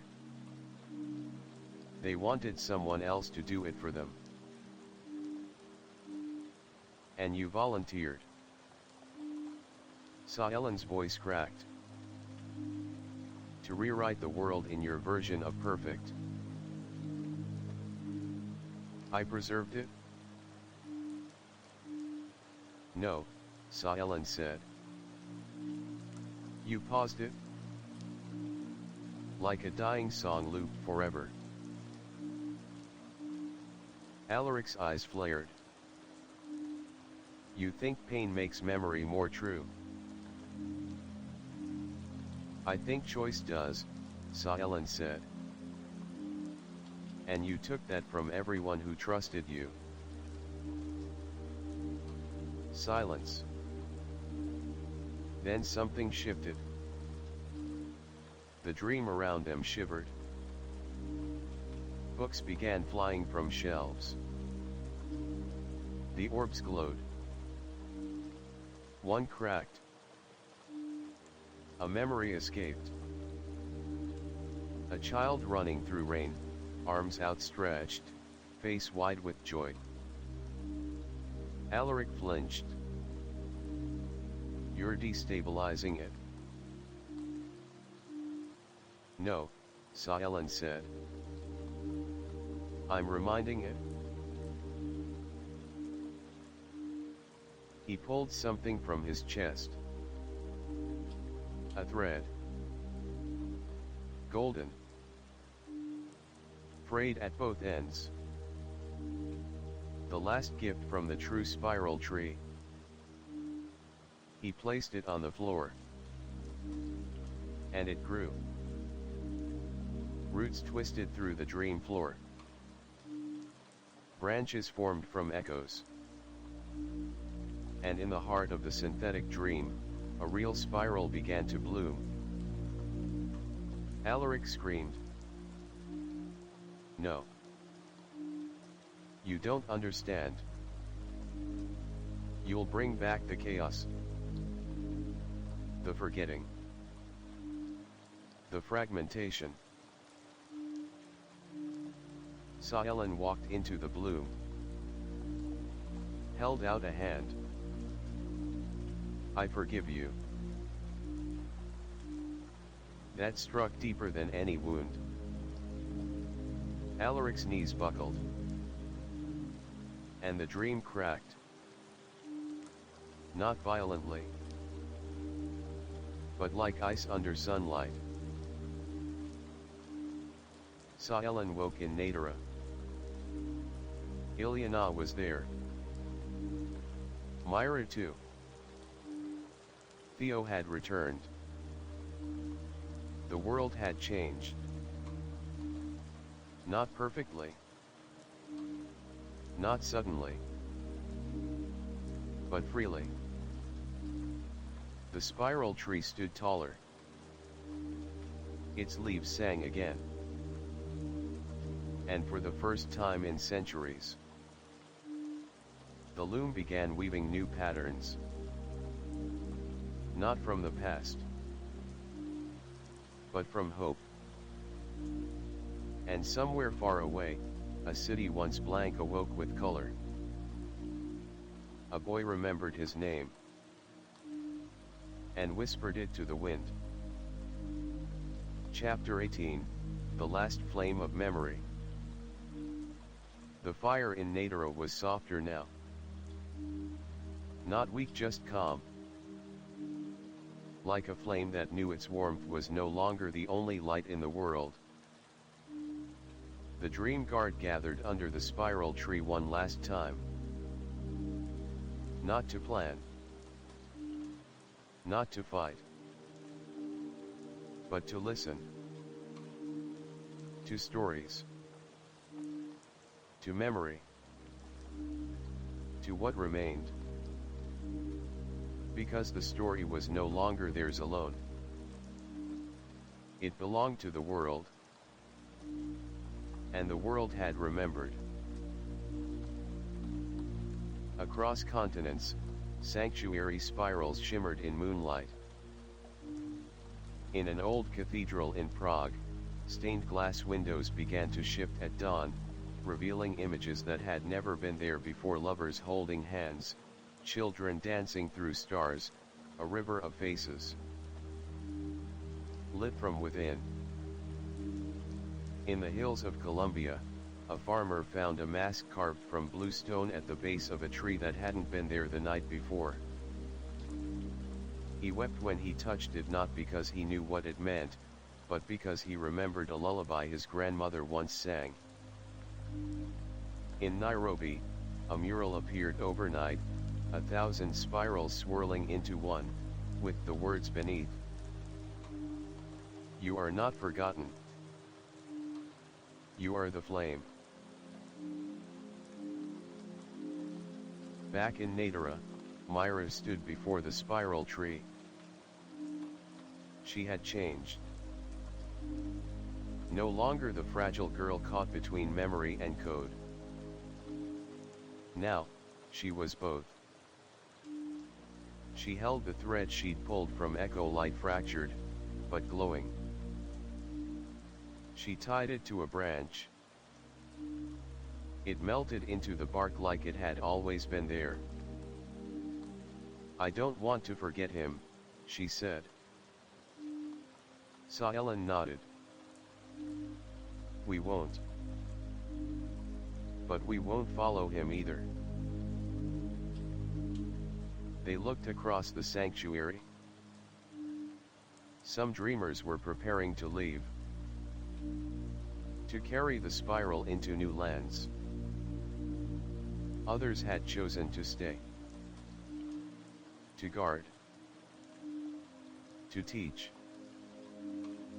But all of them held one thing in common. The flame of remembering.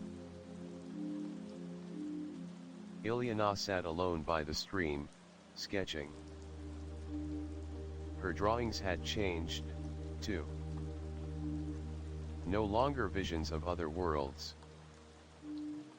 Now, they were maps of heart's paths made of pain, laughter, and choices. She looked up as Saelen approached. "You always knew it would end this way," she said. Saelen smiled. "Not end.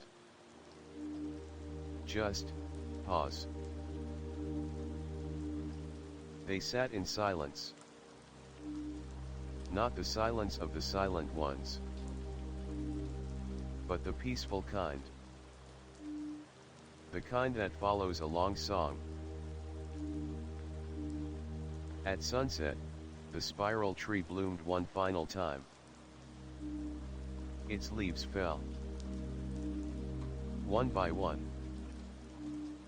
Each one caught by a dreamer.